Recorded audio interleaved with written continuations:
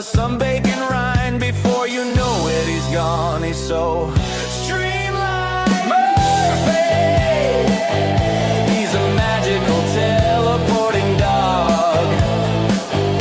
It's Murphy, he's a cute and curly golden demigod. Traveling the universe through space and time.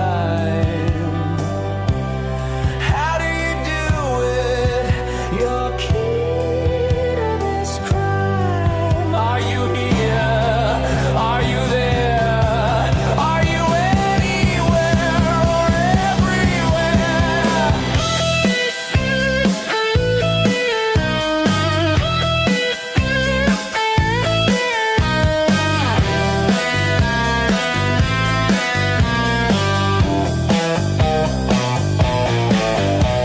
Murphy, he's a magical teleporting dog. It's Murphy, he's a cute and curly golden demigod. You're such a good dog.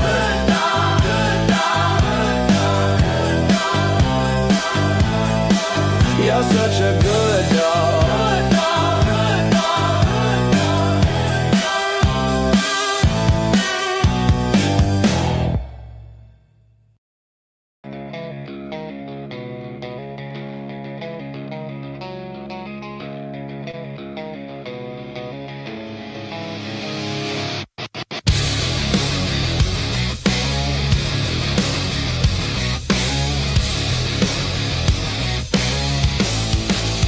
Crimes after dark, close the night out right.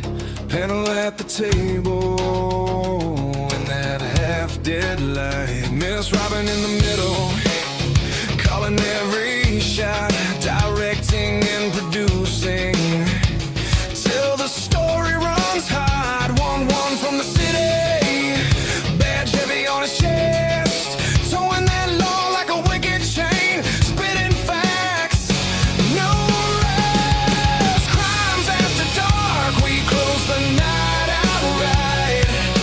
Tear through the lies till the wrong sounds like a fight. All of the answers buried so deep out of sight. We watch the threads unravel. We watch the threads ignite.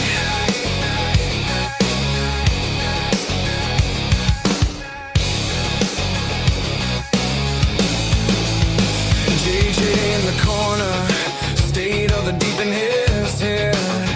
Which lies to toss and which ones to keep instead. Dago from the cafe says forget about it. Leans back, spins his thoughts like a blade cutting holes in the track. Lee at the front, head advocate, steady stare. Every word like a warning, every silence a dare.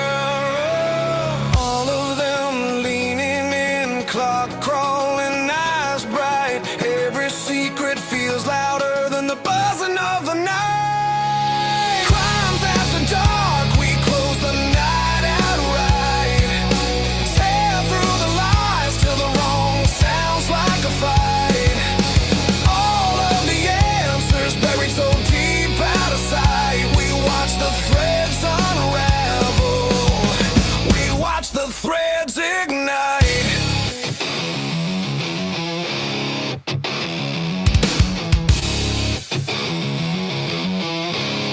You can bury it in paper, you can lock it in a file, but the truth bleeds through, drip by drip, tile by tile. We're dragging it to daylight, name by name, line by line. If you wrote it in the shadows, we'll read it out this time. Yeah.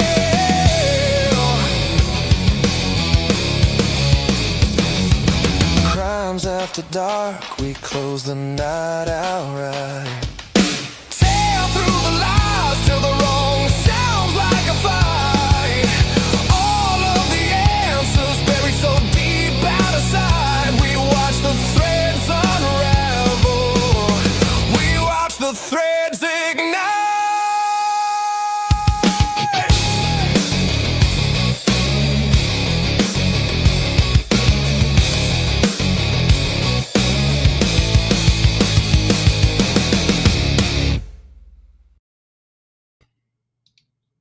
All right, everybody, welcome to another Crimes After Dark show on what the hell night is it? Is it Tuesday?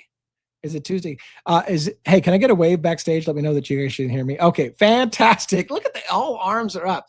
We have a shorter panel tonight. We're missing JJ from State of the Deep. That's kind of normal on Tuesdays now lately. And I feel like we're missing, who else are we missing? We're missing somebody else as well. But we got Logan from Bronx Tales back in the backstage. We've got 1-1, our regular. We got Dago from True Crime Cafe. Somebody else is missing. Who the fuck else is missing? Robin's here. I don't know. Somebody's missing. Whatever the case may be, we're going to get started very, very shortly. Look at my panel backstage is losing it. They're like, you fucking loser. All right, let's bring in the order that they are backstage, let's bring up Logan. Logan, how you doing tonight? Oh, you're muted. Okay, you're unmuted. I'm good. How are you?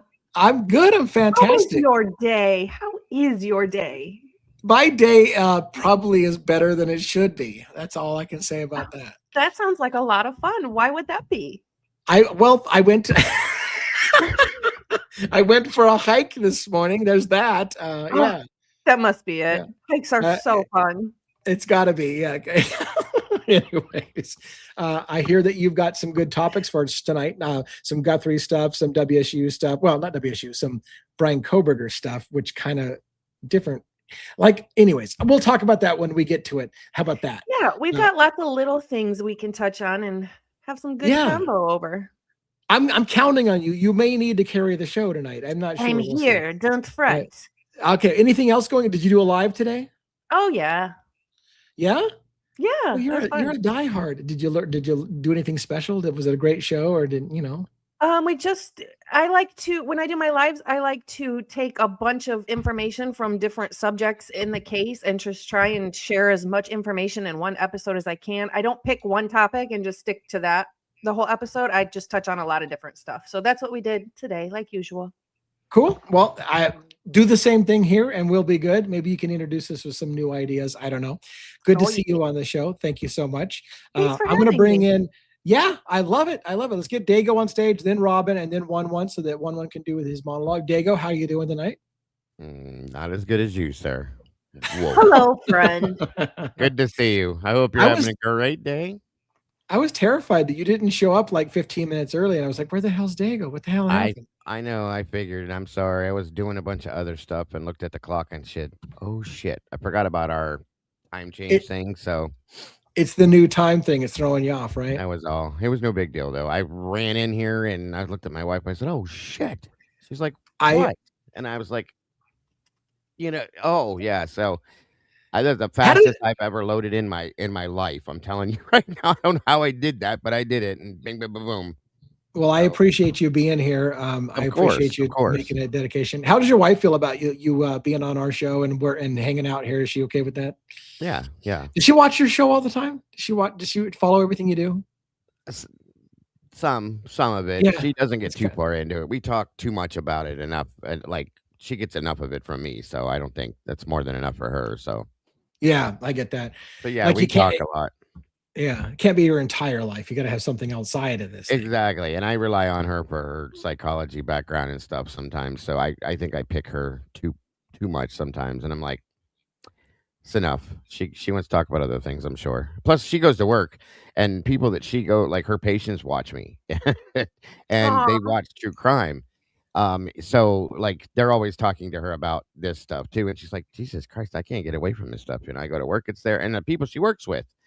My sister works with her there and other people she works with, they all watch true crime and they like it and they watch me. So she's hearing about it constantly. They talk about it. She loves it too. Don't get me wrong. That's how we all got into it together. But this is what we watch going to sleep and waking up to and all day. This is my life. So.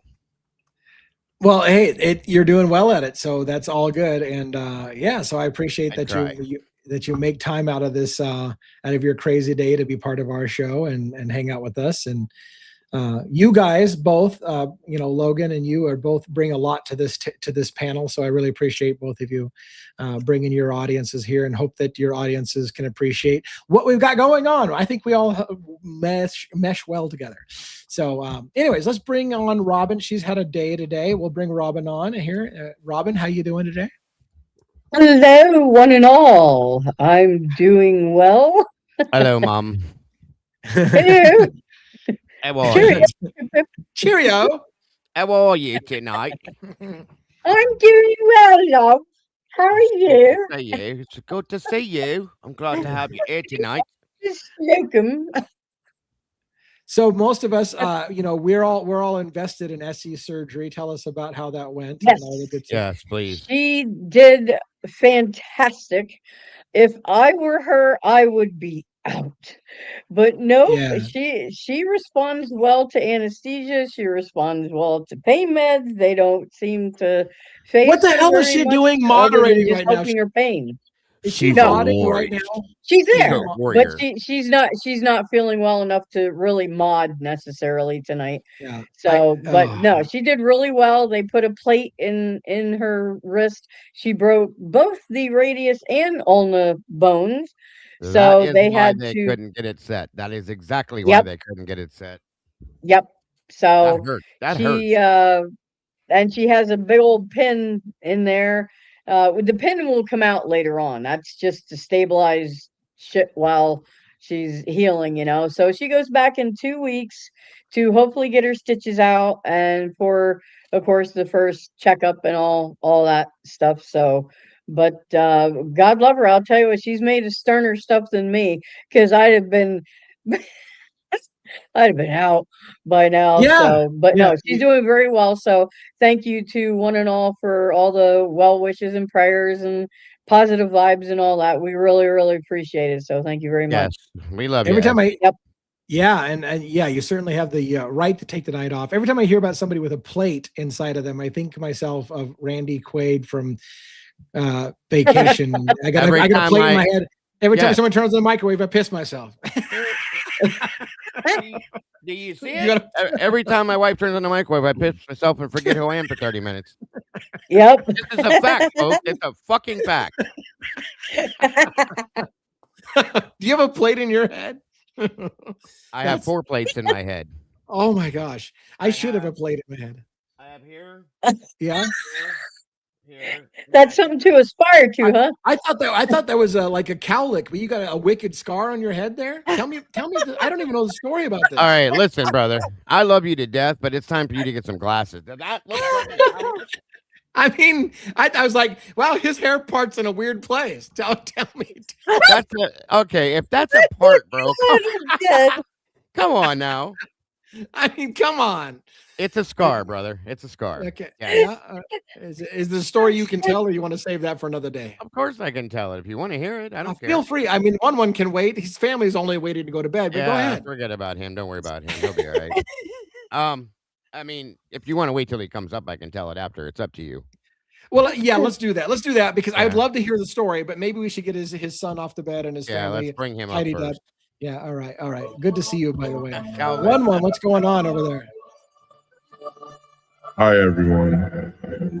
Hello. How are you?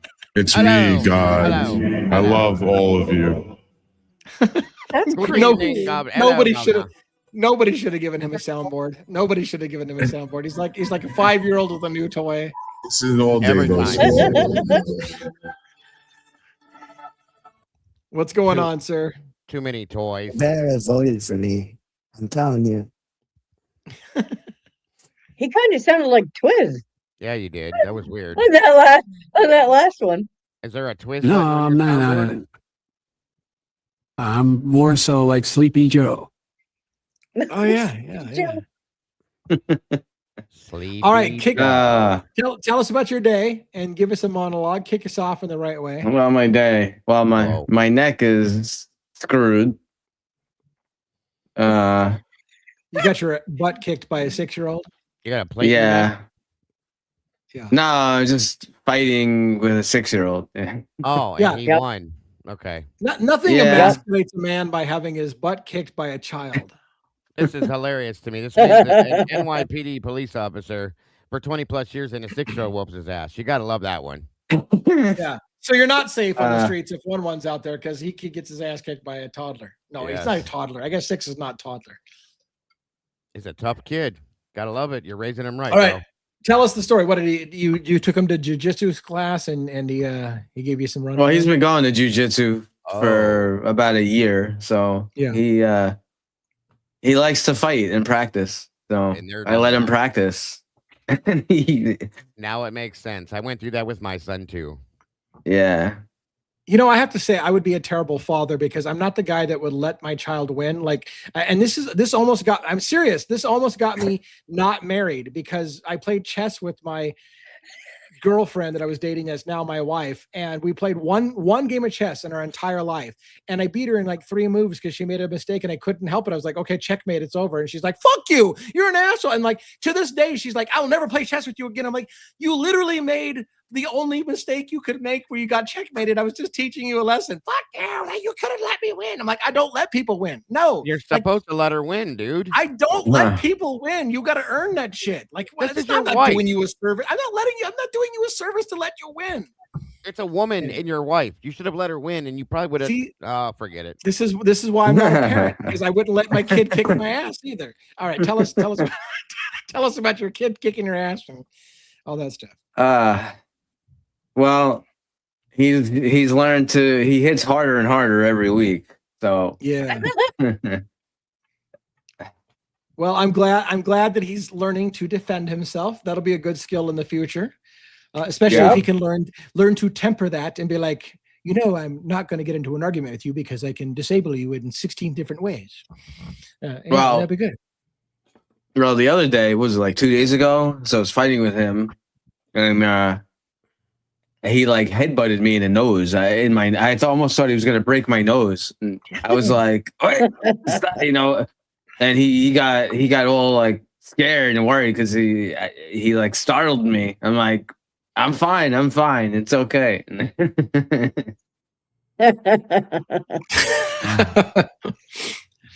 All right, give us a monologue and kick this sucker off. All right, are you guys ready? I need glasses. But you did say it's Tuesday. As far as I know, like this is It's Groundhog's Day. It's not Tuesday. Don't listen to me. I am totally unreliable right You're now. still in yesterday, Lee. It's Wednesday. It's Wednesday. So, is it good to be alive in the den on a Wednesday night? Oh God, thank God Robin put you a full screen. I wasn't going to do it. Oh wait, Jackson, Juliana, my beautiful wife, love you guys. Are you guys ready for today's monologue? Here we go. I am rigid with anticipation. Welcome back to Devil's Advocates, the only show where the theories are questionable, the timelines are suspicious, and the group chat should absolutely be subpoenaed. This is the place where facts get tested, logic gets stretched, and somebody, usually one is already clipping something out of context. Now let's meet the chaos. Lee, the boss, the leader, the man trying to keep this entire operation on the rails, while we actively attempt to derail it every 7 minutes. Robin, queen on the scene, bringing receipts, energy, and just enough side eye to make everyone nervous about what she's about to say next. Yep. 1-1, king of the clips. If you said it, he saved it. And if it was embarrassing, oh, don't worry, it's already queued up. JJ, state of the deep, diving so far into the details, we're honestly not sure he's coming back up. If there's a layer beneath the layer, JJ's already there. Logan, cool, calm, collected. What? Right up until she drops a take like, that sends the entire panel into chaos. Bingo. Ego, true crime cafe, serving hot takes stronger than espresso shots, and somehow making crime talk feel like a late night conversation you shouldn't be having, but are. You shouldn't be having. And together, we are the only group that can turn a simple timeline into a 45-minute debate, a conspiracy board, and at least one wait, go back moment per segment. Tonight, we're breaking it all down. The evidence, the theories, the contradictions, and probably each other. Because here's the truth. We will question everything. We might disagree on everything, and we definitely will not stay on topic the entire time. So buckle up, grab your snacks, and prepare for a mix of real investigation and absolute nonsense. Because tonight, Somebody's theory is getting exposed. Somebody's clip is getting played. And somebody is about to say something they immediately regret. This is Devil's Advocates. Live from New York. It's Wednesday night. All right. Yeah. Why do I feel pornographic now after you said about me, what you said about me? I know. I was when he said that we're going to be exposed on camera. I'm like, shit. Am I like, what the hell? I don't know. I feel like I'm like I have, it is. It is. Oh yeah, what you it need to is. tell us. You need to tell us about that wicked cowlick on how you part your hair on that side of your head. Oh, my part. Yeah, my part. Yeah, yeah. You kill me, bro. So I love you, man. I love you. and I love you as well, sir. 100%. This is what makes it fun. So 26 years ago, December 31st of 2000, I had surgery for something called an AVM, arterial ventricular malformation. Now, in English, what that is everybody's arteries and their veins flow through their body in a straight line, just like the highway does. Everybody's straight, your blood flows straight through, so there's no kinks or problems. So, I was starting to have these weird problems while working. I'd be sitting there watching TV or something, waiting for a call to drop or something like that, drinking coffee, and just weird shit started happening. You were drinking coffee? What? I know, imagine that, right? Actually, it might have been a Mountain Dew back then, but just saying. I mean, I put the parental advisory on it because as soon as you started talking about the largest vein in your body, I was like, oh, this is going to go badly. So I'm going to put a parental advisory on here. Well, we know that doesn't pertain. Yeah, but we know that doesn't pertain to me, so it's okay. Anyway, so like one day I was watching TV and I'm drinking coffee and I just flung my coffee cup over my shoulder. I'm like, the fuck was that? I started like having these weird things going on. I was walking through the store, my right leg just gave out. I was talking to people, and I'd be like you've seen people that have had strokes, right? So I started talking, and I started going like this and stuff like that. Wow. It was bad. It was very bad, and I'm like, okay, something's wrong. So I go to the emergency room probably 3 million times. I go to my doctor, and they're all like, "Yeah, this is psychosomatic. There's nothing. It's in your head." And I'm like, really? That's what they told you? It was psychosomatic? Wow. it was in my head, which it literally was, but so I'm like, no, listen, I'm telling you, I know there's something wrong with me. We all know our own bodies. So I don't just throw my coffee cup and piss myself for no reason. I was just having the place that this was on my brain. First off, you're born with these, okay? And they grow as you grow. I had mine at that point for 25 years. And it just got bigger and bigger and bigger. And the bigger it got, it started pushing against my brain on places that affect like your motor skills and your sensory projection and all that kind of fun stuff. So it was 26 years ago, four hands. So wow. I go like, I don't know, literally like 35 times to the emergency room, my doctor, so on and so forth. And I'm telling them there's something wrong, there's something wrong, there's something wrong. They did everything they could do except an MRI because my insurance was shitty. And they were like, you don't need an MRI. We did a CAT scan. We did one with contrast. We can see this. And I said, listen to me. And, obviously I have a medical break. You should say, listen. You should say it that way. Yes. If you said it that way, you would have paid attention. And I was telling everybody, I even had family members telling me, it might be psychosomatic, Joey. And I'm like, no, it's not. Shut up. So, again, I kept having these same things and weird other things that were going on, this and that. And I finally went and I hurt my back long time back, which is why I don't work anymore. But that was when I first did it. I was supposed to have an MRI done of my back, but I had to work and I had to reschedule it. This is luck, pure luck. So it just was driving me nuts. It was bothering me. I was getting crazy headaches right here, like somebody was stabbing me with an ice pick. When it got to be too much, we were doing a body removal actually, and I squatted down to pick. That was before these nice new cots came out where you can hit a button and it lifts it up. No, we had to lift him back then, and this was a heavy dude. So I thought I pulled something. I went to bend down, and I had this shooting pain, and these white lightning lights just shot out of my eyes, and I'm like, "What the? Wow!" You know what I mean? So that was enough for me. So I went and I contacted. It used to be called Advanced Radiology. and I'm just telling you all the details because it's interesting. Yeah, the And devil's in the details. yeah, I said I have an MRI I was supposed to have, but I had to reschedule because I had to work. Blah blah blah. I said I need to reschedule it. She's like, okay, no problem. Your name, blah blah blah, so on and so forth. She was like, I don't. She goes, it must have been a while because I don't see anything. She goes, what? Who are you again? This and that. What insurance do you have? Of course, they only care about you with your insurance. And what's it for? And I said, it's for my head. She was like, okay, no problem. How about 11 o'clock tomorrow? Can you do that? I said, yep. It was supposed to be for my back. Remember that. So I go in. They do the whole thing, get me all set up, and of course, I begged them to put me in what's called an open MRI machine. They said, yeah, no Mhm. problem. They didn't have one. So they shoved me into that tunnel and I was crying like a little girl. I'm very claustrophobic. Oh, Um, okay, yeah. yeah. So they put the thing over my face and turned on the hammer machine. It sounded like somebody's jackhammering your head. And I did the MRI. They gave me injected some dye into it because I guess that's part of what they were supposed to be doing with the other thing. And thank God it worked for this as well. And I threw up because I guess it makes you throw up sometimes anyway. I got done with it. I went home. That was at 11. I was done by 3, I think, with everything. By 4:30, my doctor's office calls and said, "Hey, this is Doctor Such and Such. Can Doc wanted to know if you could come in tomorrow in the morning before he starts his office hours?" And I said, "Yeah, sure.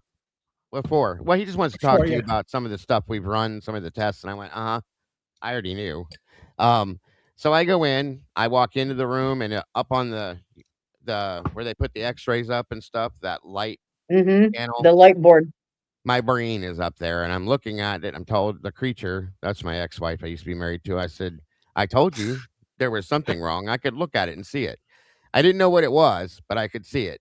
So he comes in and he shakes my hand and he looks nervous, so on and so forth. And I said, "So what is it? I know why I'm here." And he was like, "Well, and first off, I need to tell you I'm sorry." Uh-huh. I'm sure you are. Mind you, I left that doctor after that day. I never went back. But um and he said, "This is what's called an ABM. And what it is all the arteries and the veins in your body, they're supposed to they grow straight so your blood flows evenly and normally. Yours does until it gets to your brain, and then it does this, and it looks like on the X-ray or the MRI, it looks like a ball of spaghetti is what it looks like, literally. Wow. And it causes the blood flow to get all weird and goofy and shit, and it doesn't flow normally. So therefore, between not getting the right circulation and the size of it, which Mhm. was about it was about that big, roughly. Okay. That's kind of what it looks like too. Is Funny that like enough. your left testicle right there? Or? No, my right one. Okay. But anyway, it's about that big, and like I said, you have veins and arteries that grow into it, and Okay. then they cause this, and then they come out of it. So Right. imagine Right. trying to run water through that. What happens? Yeah. Yeah. Okay. Right. So they go in, they cut it. I went to a doctor locally and I'm like, listen, no offense. I said, I'm good with you. He's a neurosurgeon and all that.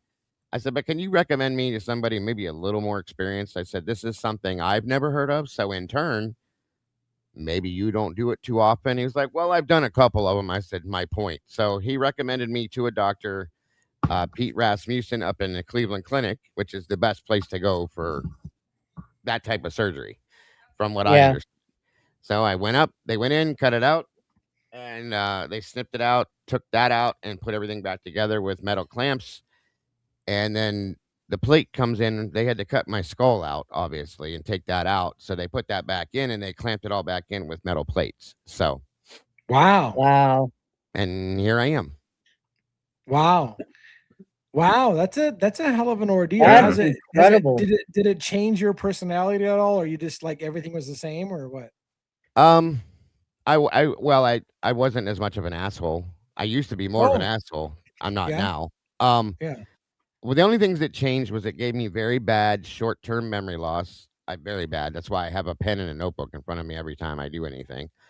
Um, and it gave like first off, I was only supposed to have a 20% chance to get through it because it's very dangerous because of the pressure behind the blood flow.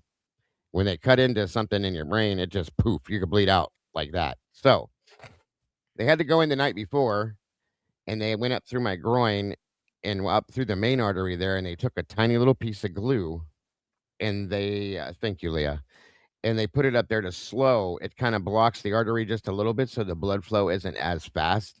So they did that the night before, and then they went in the next day, and they went in, snipped it out. They wrapped me with the turban.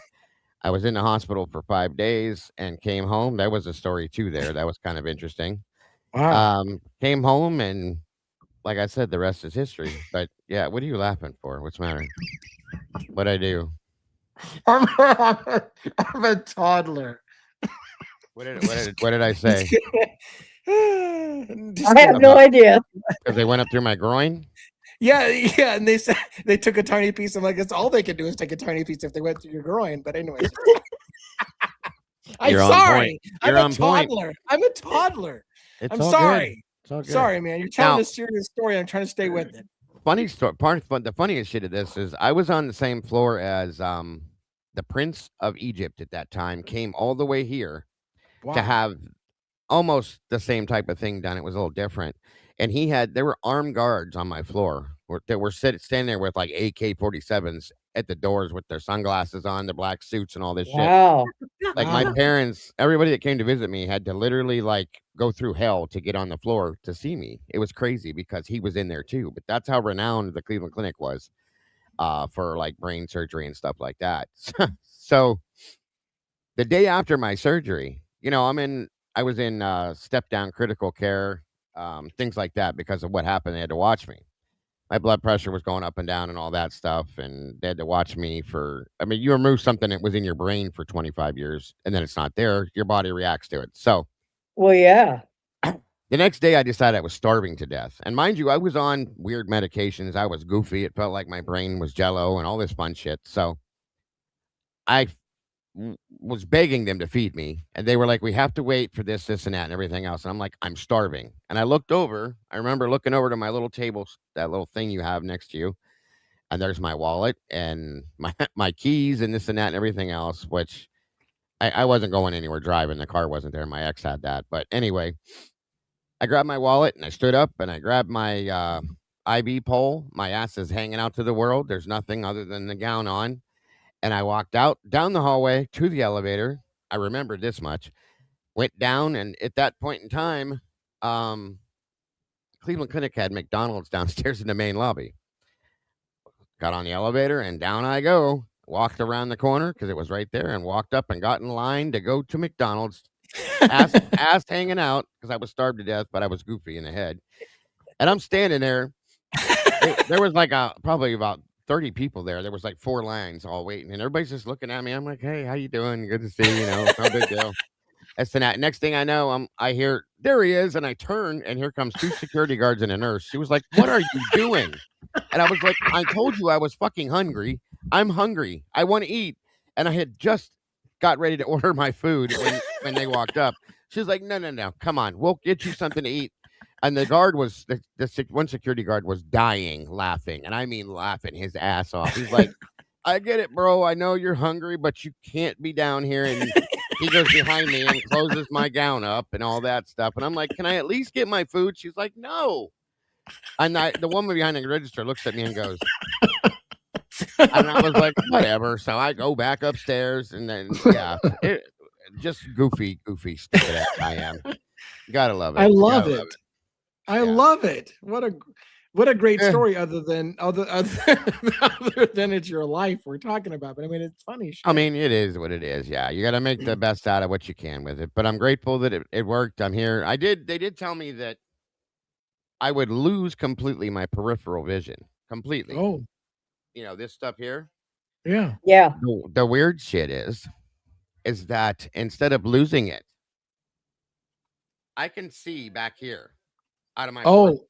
Almost behind your head a little bit. Literally, I can see this still on my peripheral. And I asked the doctor, I'm like, why can I see shit almost behind me now? You told me I wasn't going to have any. Well, he was like, well, sometimes things happen a little different than what we tell you.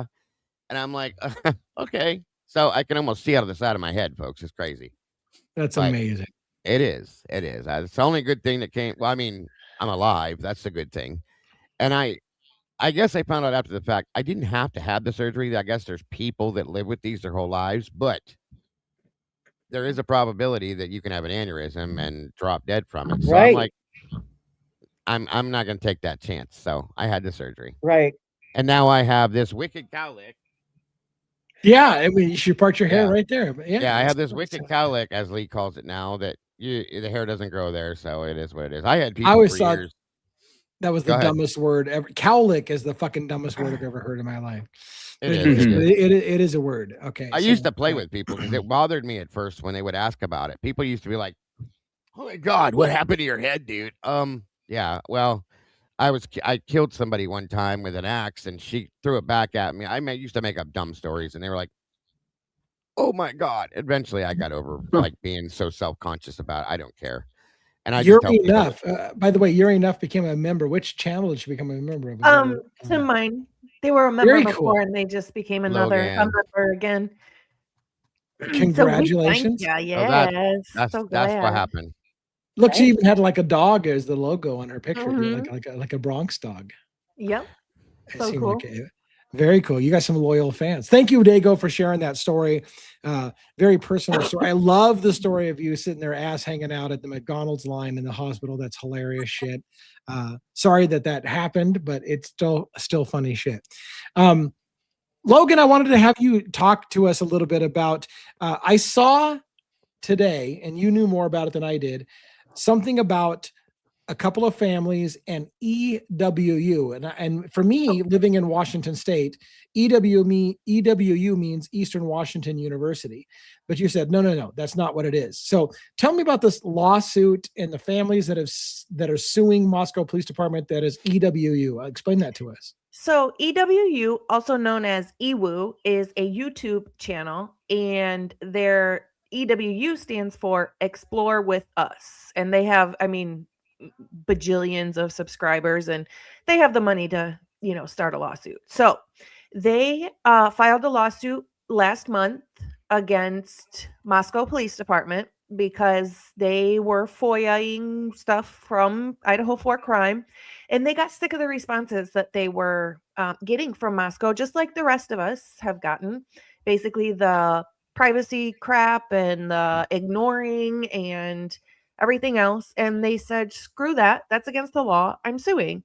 Well, also named along with them are the Chapin, specifically Maisie and Kieran, or the Laramies, I believe. How interesting, Maisie.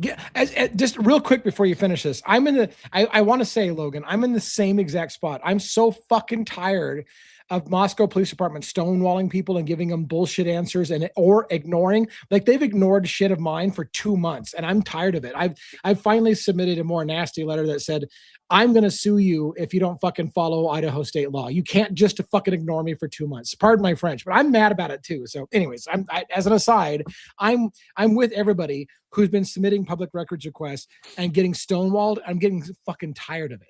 Oh, yeah. It's ridiculous. Anyways, go on. I'm surprised that we got possible return, just waiting on the pricing for it. But so, yeah, I wonder if we can all do like a class action thing, because there's a lot of us that would join that, and because we're all tired of it. Yeah. Look, definitely. I think it's a good if we idea. can find a way to class action lawsuit, I would love nothing more for all of us channels who believe. Look, it's not even a matter of believing Brian Koberger is innocent. It's a matter of wanting to stop being stonewalled on. There's no reason to gag order this shit. If it happened the way you said it was just a simple incel who can't get laid, then there's no fucking reason for the secrecy in this whole thing. So open up your goddamn records or we'll sue you. And that's the way I feel like we should all get on board and say that's what it is. Open up the records or we'll sue you. That's just it. But anyways. Yeah, I'm not understanding why Maisie and Right, why the Maisie? Laramies are part of it. I'm not understanding that part. That's That's the super weird part to weird. me too. I can't find anything that makes that make sense, Logan. I mean, Yeah. is there like anything? Unless there's certain info that's just being kept hidden that they want that they can't get either, I guess. Is there something Maisie maybe would want to know that they won't tell them Well, about what maybe. happened? I mean, I saw that Lana covered. She got a response back about, which I'm not surprised, of course, I guess she sent a FOIA trying to get the health whatever info from all the phone, and they said no, it's privacy. You can't have that. No, they tried to call the HIPAA Act on that, and that's not a fucking HIPAA violation. Not any means, by no means at all.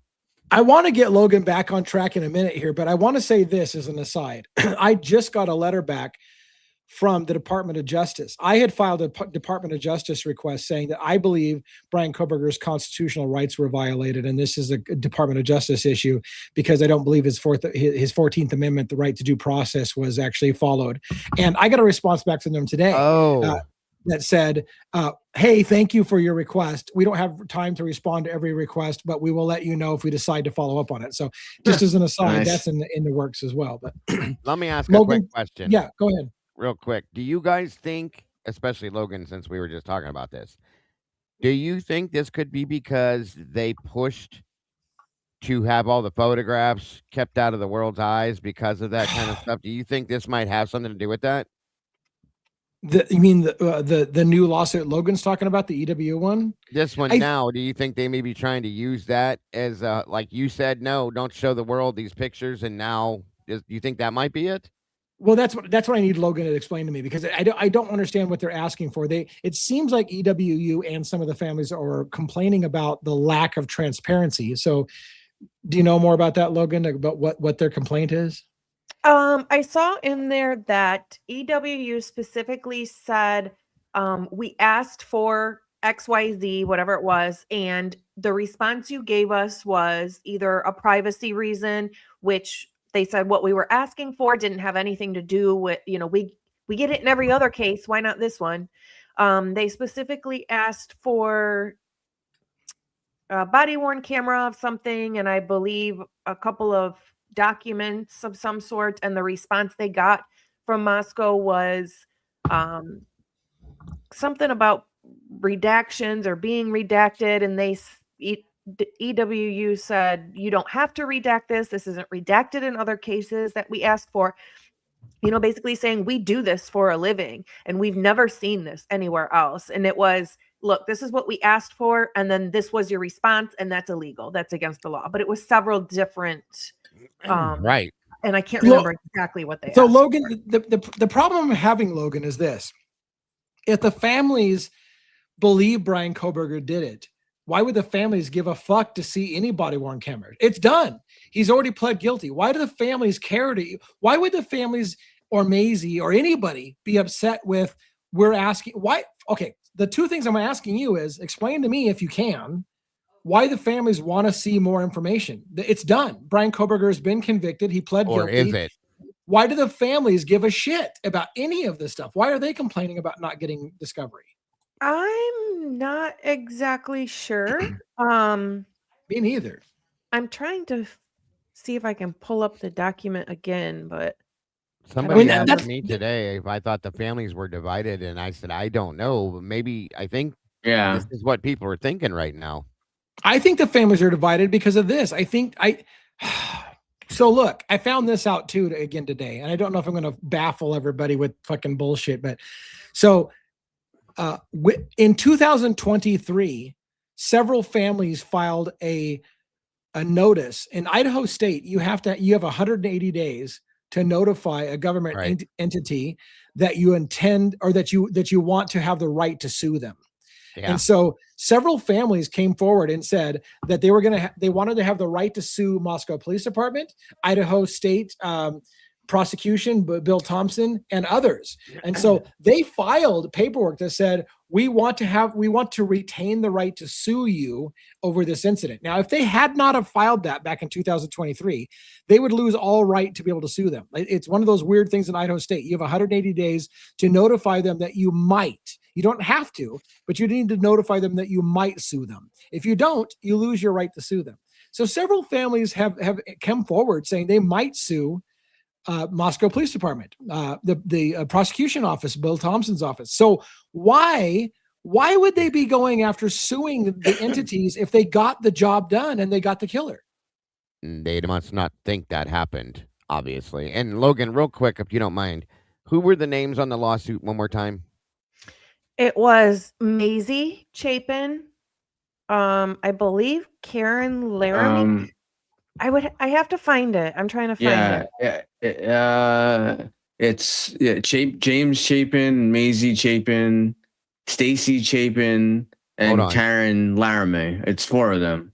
So Stacy, James, or Jim, and Maisie. Yeah, it's And then Karen Laramie, Stacy Chapin, James Chapin, and Maisie Chapin.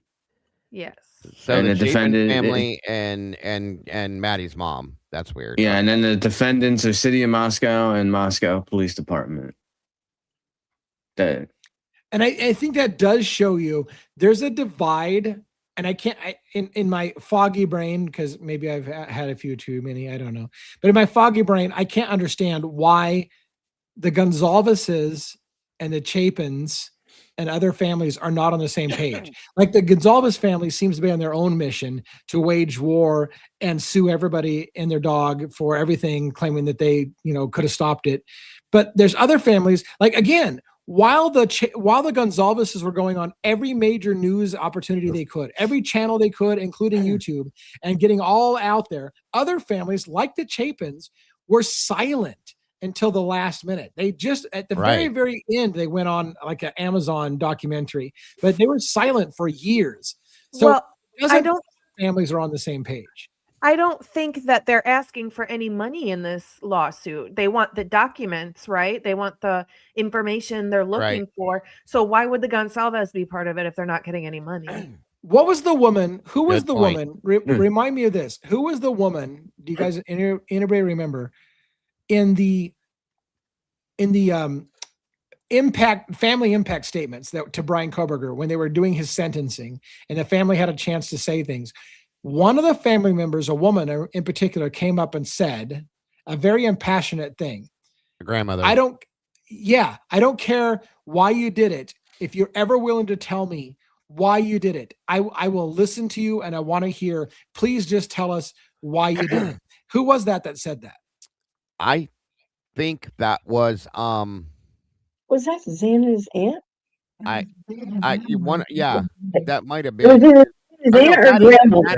It was Maddie's grandmother. That's who it was. Yeah, Maddie's I think it was Maddie's Maddie's. grandmother. Yeah. I think that's Mogan's right. Maddie. mother. Okay. Yeah. I knew it was one of the two. Okay. Yeah, Ben Mogan's mom said that. She's very sweet. Yep, that is who that was. I remember. Well, here's the weird thing though. Why is Hunter? Everybody in the Chapin family's on that, but Hunter. I wonder why. Yeah.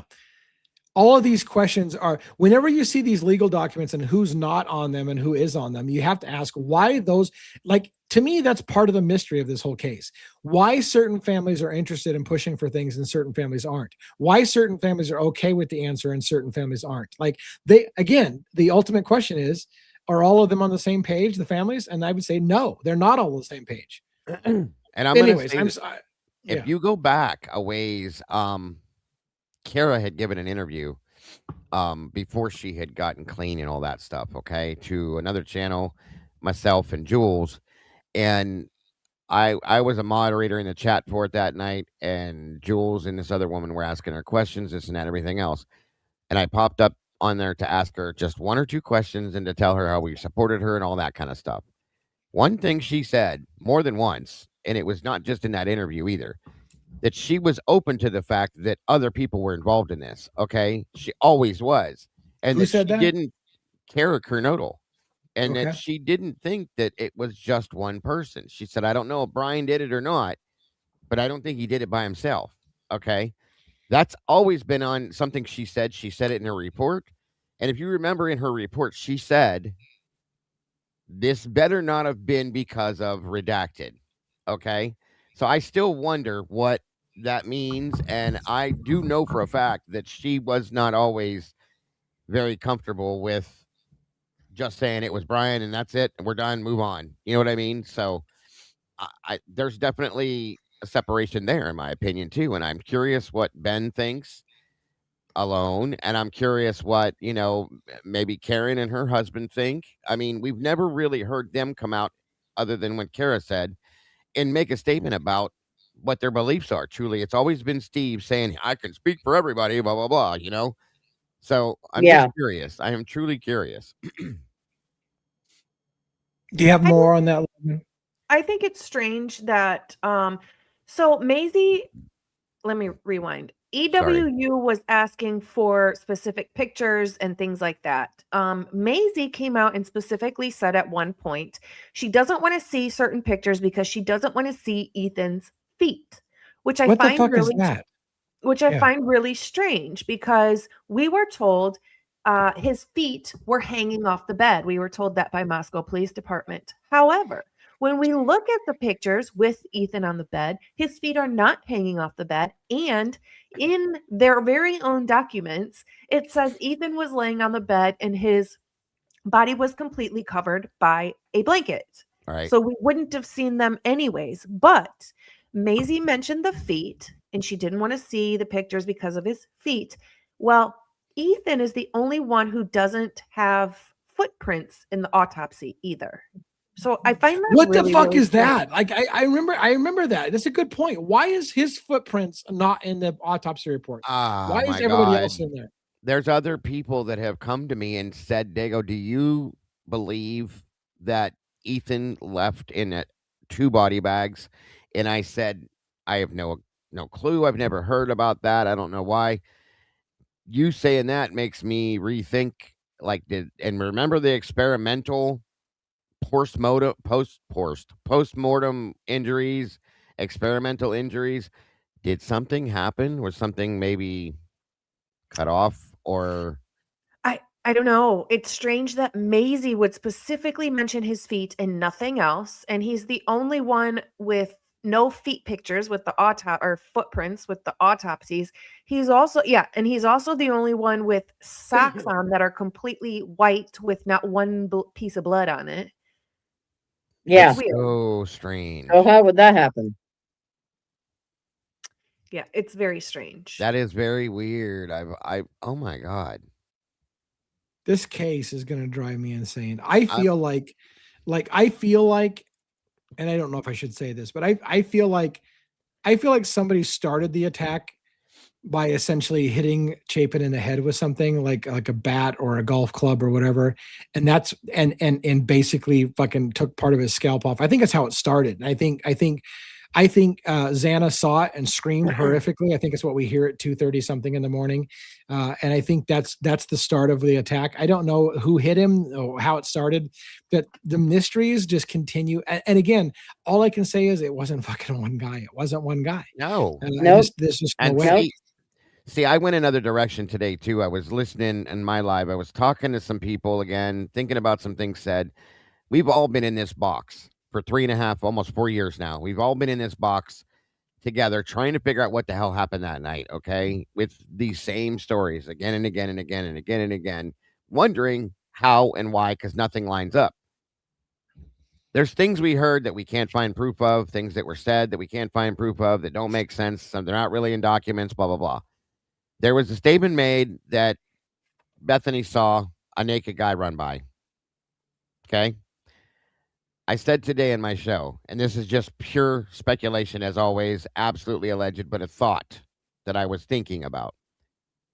Could it be because Ethan was found completely unclothed, naked? Remember that? Yeah. Is it possible that that's who was seen? Maybe Ethan, maybe trying to get away from a situation. We don't know what happened. This is why I said this. We do not know. I don't care what anybody says. None of us here truly, really do not know what happened that night. We don't know who was attacked first, who was attacked second, last, who died first, who didn't die first, who was in the house, who wasn't in the house, when and how. Could that have maybe possibly been Ethan? That something was at some point going on and he was trying to get the hell away? Could have been. And ended up being back inside at some point. I mean, I don't know, you guys. It's just I'm trying to get outside the box, okay, that we're stuck in, and think of other possibilities. So I feel like our tangents have derailed Logan a million times. Logan, do you have a thought as to what? I thought she was done. I'm sorry. No, she may be. I'm just asking. Logan, do you have a thought about why you think sorry, the EWU lawsuit happened and what they're going after? From my understanding at this point, they're just going after what they're asking for. So give us the documents without the redactions, stop over redacting. And I feel like they're trying to do it all for us underdogs who can't pay for lawsuits and things like that. I think they're just kind of like saying, hey, this is ridiculous. You've done it to everybody. Stop it. And this is your warning, or we're going to go further with it. So give us what we're asking for, or I don't know, maybe we'll have a huge lawsuit that's worth some Logan. money rather than just what they're doing. No, you're fine. I thought you were done. I didn't mean to do that. No, I have a feeling, I could be wrong, but I have a feeling right now Moscow Police Department is afraid about the number of public records requests coming in, the threats that are coming in for lawsuits. They realize they're in deep shit. I think that's why Bill Thompson, who was going to retire, has asked to take on another year, because they realized we're in deep shit. Everyone's going to sue the shit out of us. And so I think they're in panic mode right now. And the question is, will they, why? Oh my God, I can't say this enough. They're hiding. Why, if it's just a simple incel who decided to randomly kill some people, why is it so much fucking secret? Why is there so much secret? Why is there so much gag? If it's what you said it was, there's no fucking reason to hide this shit. Like, I'm sorry I'm getting so shouty. Why are they still doing it? There's no reason to hide this shit if it was what you said it was. There's no reason to hide it. Why are they still doing it if Brian's in jail? They got what they wanted. They're still trying to hide shit. Why? Because the answer is it can't be what they said it was. That's the reason why they're hiding shit. It's not what they said it was. What the hell's going on with one? Oh, it looks like he's having one of his fits again. Yep. Sorry to get shouty, but it baffles my mind that this is supposed to be a simple case. And it's not. Why would you redact the fuck out of everything and tell people we can't tell you who is working on it? We can't tell you anything. We can't show the bodies. We can't show the forensic report. We can't show the autopsy. We can't show. Why? If it was a fucking simple case of a guy that was an incel that killed people, why not just show it all? Just prove it to us. Guess what they dropped today? They dropped a new document today, ensuring that certain things stay sealed. Today they did that. Mr. Hippler signed it again. The hypocrite that he is. Sorry, but I had to say it. So makes sense, right? This is Mr. Transparency. So why do we have to hide it? Why do we have to hide it? Thank you. But yeah, he just signed off another document resealing or keeping things sealed that they were trying to think about maybe unsealing. Nope, it's done. What are you hiding? What are you hiding behind, and why? These people need to go to jail for every damn one of them. Yeah, for the complete fuckery that they're giving on the entire world, instead of just being transparent about shit. The entire process. The way you said it is just show us all the records. Show us all the records. Show us you did the due diligence and that this is exactly what you said it was. Because it wasn't. That's why you're hiding it. And here's the thing. They're all working with each other to protect each other, guys. The prosecution team, the judge, they're all fucking doing it together. Okay? They know what's going on. They're working to keep everything hidden together. Why? The man's done. The man's in prison. You got what you wanted. Tell the story. Or can you not do that? Because if you do, you're all going to jail with him. That's what I think it is. Yep. Yeah, and what they're all going to hope to do is, and it happens too often in this country, they're all hoping to delay this long enough that everybody can retire with their pensions in plan and their retirement plans, and then go, oh, well, that happened a long time ago. Don't worry about it. You're like, I'm not there anymore. They all want to get out scot-free with their golden umbrellas and shit, and avoid being held to the fire. Exactly what I like this comment. What the heck is this case? That's right. What is it? It's a joke. What is it? Yeah. This is not a criminal case anymore, guys. This is some kind of weird ass crazy psyops shit or something. I don't even know what to call it. Yeah. It's insane. Tomboy Charm says, are you all aware that Tisdale's wife was a 911 dispatcher in 2022 and was runner-up for dispatcher of the year? Everybody got awards. Keep getting these awards. They're all sitting around giving each other hand jobs for fucking what a great job they did. Fucking putting somebody in shit. It's ridiculous. How about Rosenthal? Rosenthal. Moscow. Yeah. Rosenthal got like Rookie of the Year and then Cop of the Year right after. Yep. And then he disappeared. Yeah. and left. And how many? There was Whew. like 6 or 7 people that got awards for shit for this. It's crazy. Yeah. Yep. Well, it was the same way over in Pullman after the whole Kopaka thing.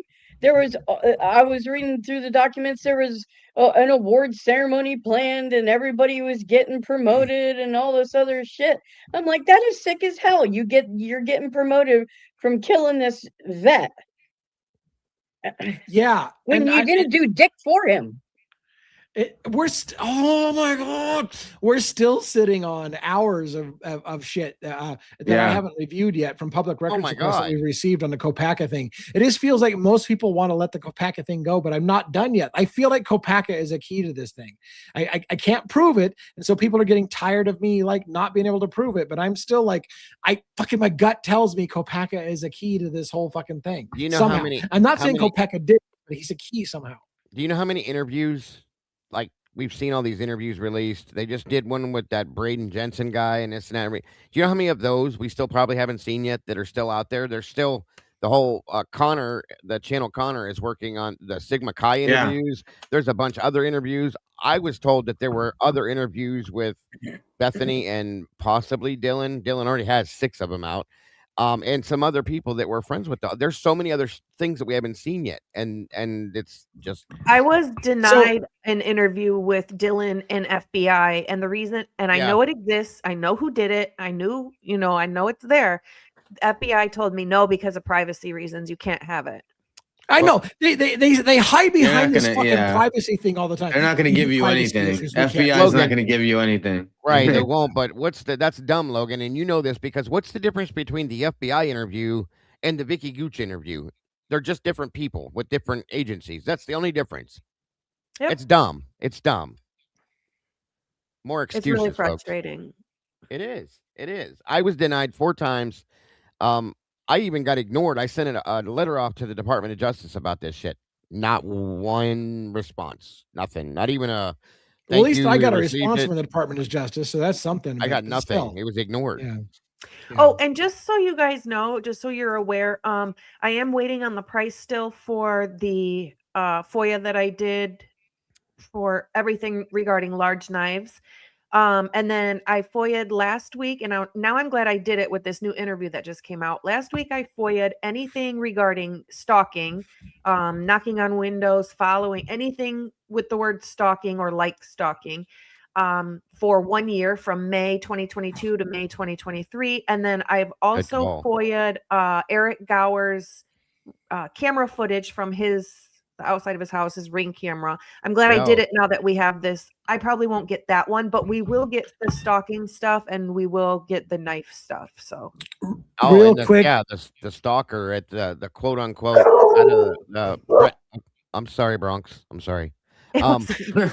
The stalker. Now, there's something else that I'm curious about. Supposedly, there's a stalker that was possibly at the White Apartments. Yeah. I was just that's why I'm glad I reading did that. it. Exactly. That's 100%. That's why I just brought that up. So, and that was in September, folks, before the murders happened, and there were multiple girls that called in about this. So, where's the reports and stuff like that? So good. And I'm there glad was you blood did do that. found over there.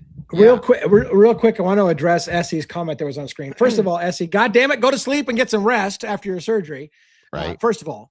But second of all, no, I'm not giving up on the Kopaka angle. My gut tells me Kopaka is a major key to this. And even if I have to do it quietly, I'm going to fucking keep on this shit. And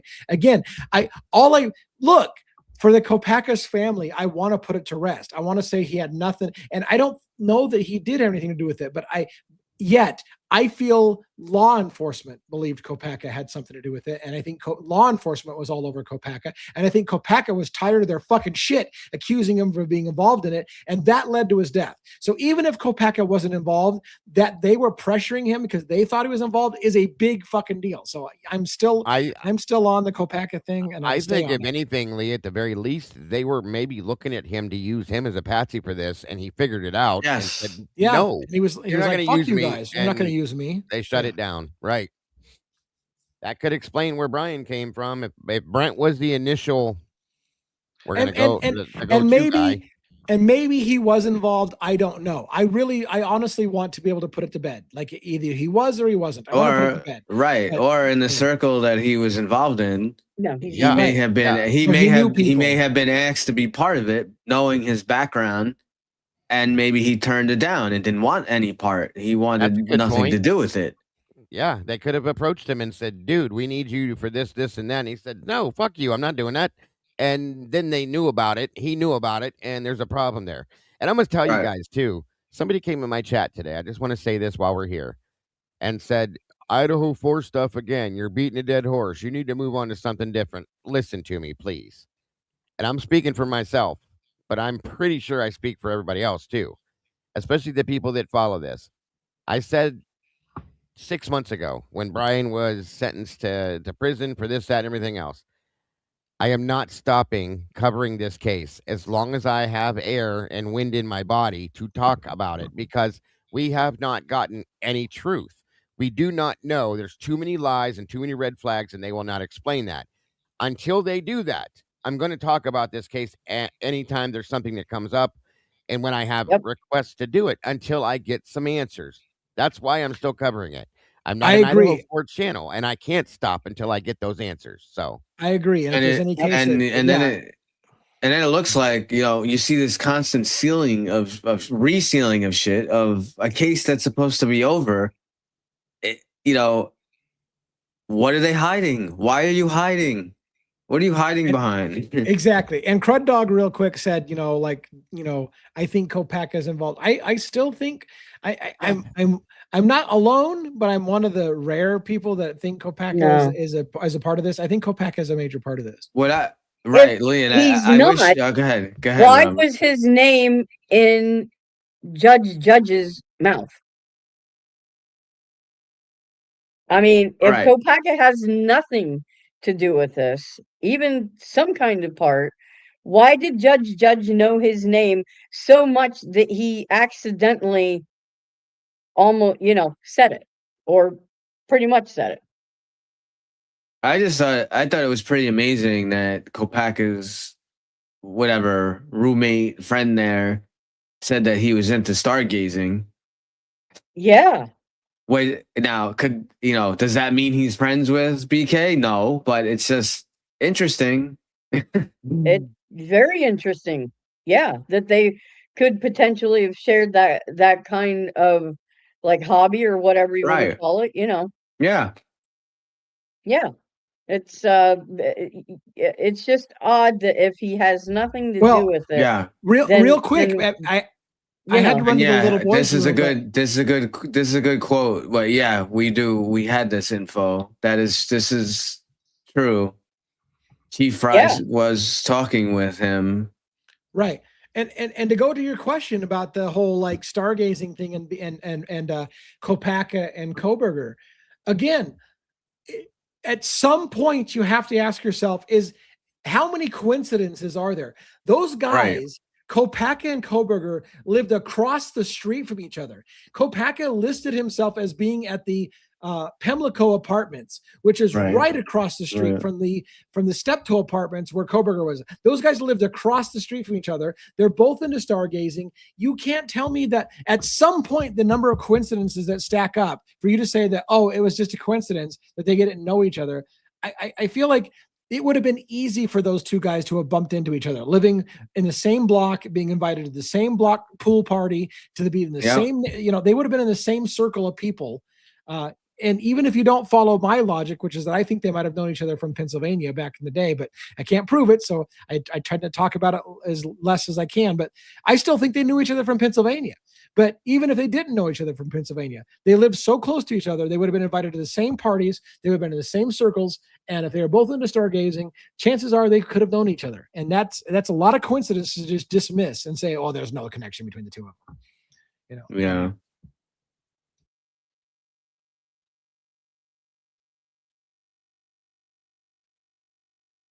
Dead air. What is this? I was just say, don't go silent on me now. No, it's not. What is this? Go ahead, one. There's a 1-1 video that shows Kopaka pounding. Huh? I never heard of this. On the door? Where's the video? Oh, I'd love to There see that. is. It shows Kopaka pounding on.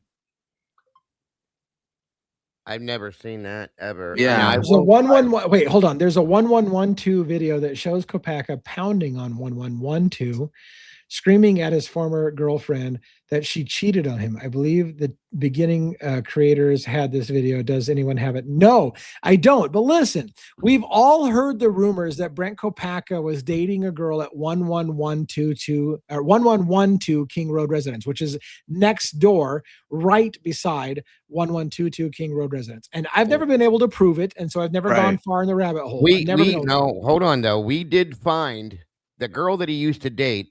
Allie's probably on to something there with that. I've never seen or heard the video. I'll say that right out front. But we looked into at one point, my mods and I, and found it's the wrong Zagalo. That's what the Zagalo. I've heard that before too. That people are getting confused about the Zagalo that was found a Brent's name. girlfriend. Yeah, okay. I was going to say we found a name that was the same last name. We didn't know if it was who it was, if it was a possibility. So I'll just say that. If somebody says there's a video of Kopaka pounding on the door, then we should be able to see that. But where is it? Yeah. I want to. Unless they scrubbed it so that nobody Crime can see it. Circus, huh? Well, Hemisphere says, Lee, Crime Circus did a very good video on Kopaka and BK connections from PA and to Idaho. Yeah, he did a good job. Listen, Hemisphere. So did Lee.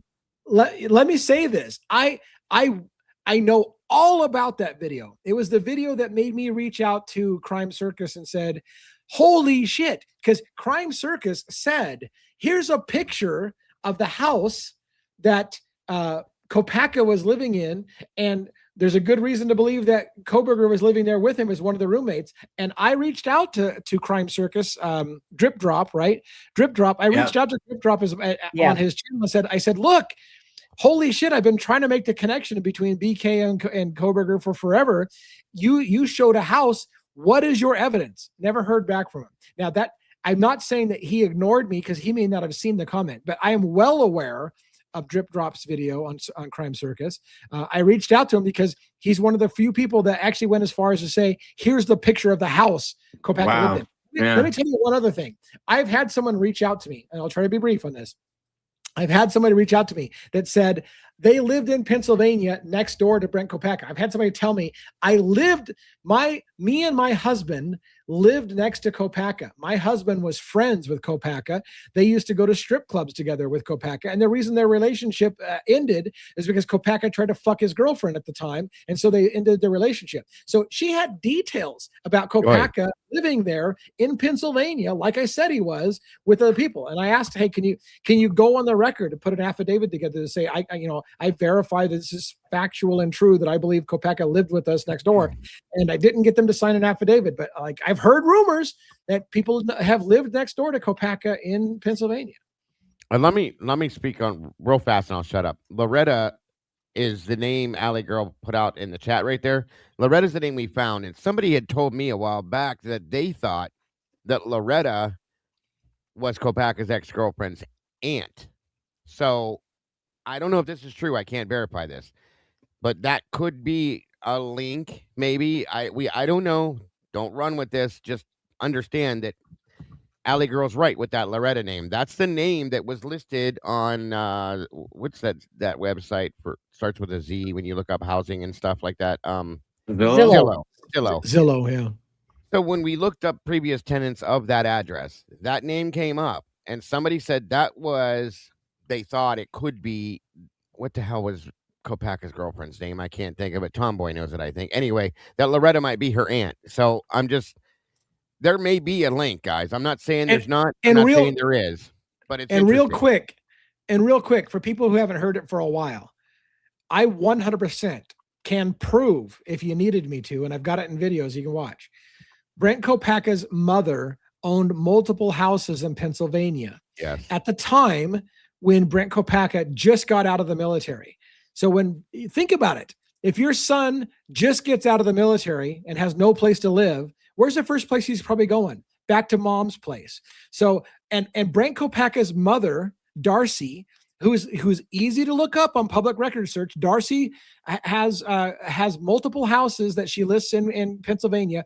And when you look up public record search on Darcy, she's got email addresses associated with her that are Brent Kopacka, associated with Darcy Kopacka. So I'm pretty sure I can almost prove that Kopacka was in Pennsylvania within an hour and a half of the location where Brian Koberger and his family lived. And I know that a lot of you think, well, that an hour and a half is a ridiculous amount of time. There's no way there's no way they knew each other. But look, a lot of you told me that I can't prove Kopacka was in Pennsylvania.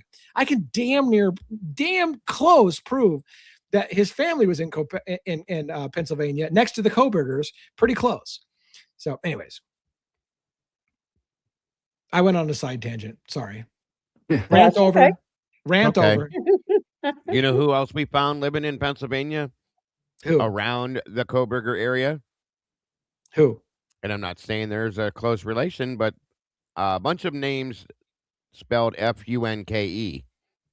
Oh, wow. Oh. Wow. A That bunch could of be them super interesting. out and around there. We were looking and digging one time, and I found a bunch. I'm like, what the hell? Now, they don't have to be related because you guys know Ron Funk that works with the custody queens. His last name is Funk. There's no E on it, but still. Right. It's still weird. It's still just, it's very weird. is all Son I'm of a saying. bitch, Ron Funk's in on it too. I'm just kidding. I'm kidding. Yeah, we found like 4 residences that have that last name listed as the person that lives there. Around, like, the Kobergers were in the middle, and they Oh, were out. look at that dog. Look at that dog. There's Bronxy boy. He's so cute. Here Bronxy we boy. Bronxy Bronx. go. He's looking like me. What are you I talking wonder to if me? he can hear me. Can he hear Are me, you Logan? talking to me? Bronxy Bronx. Bronxy boy. Bronx. He's like, I gotta take a wicked piss. He's like, no, mom's talking to me. Leave me alone, bro. Yeah. But yeah, it makes you wonder. You know what I'm saying? Like, there were a lot of different names that are they related? We don't know, but it's still something that is interesting to think about. Yeah. Yeah. I feel like, Logan, when we talked earlier backstage, there was one other issue other than EWU you were going to point out. What was it? Jesus. It was Did he do squeak a squeaky toy? he's squeaking. What you got?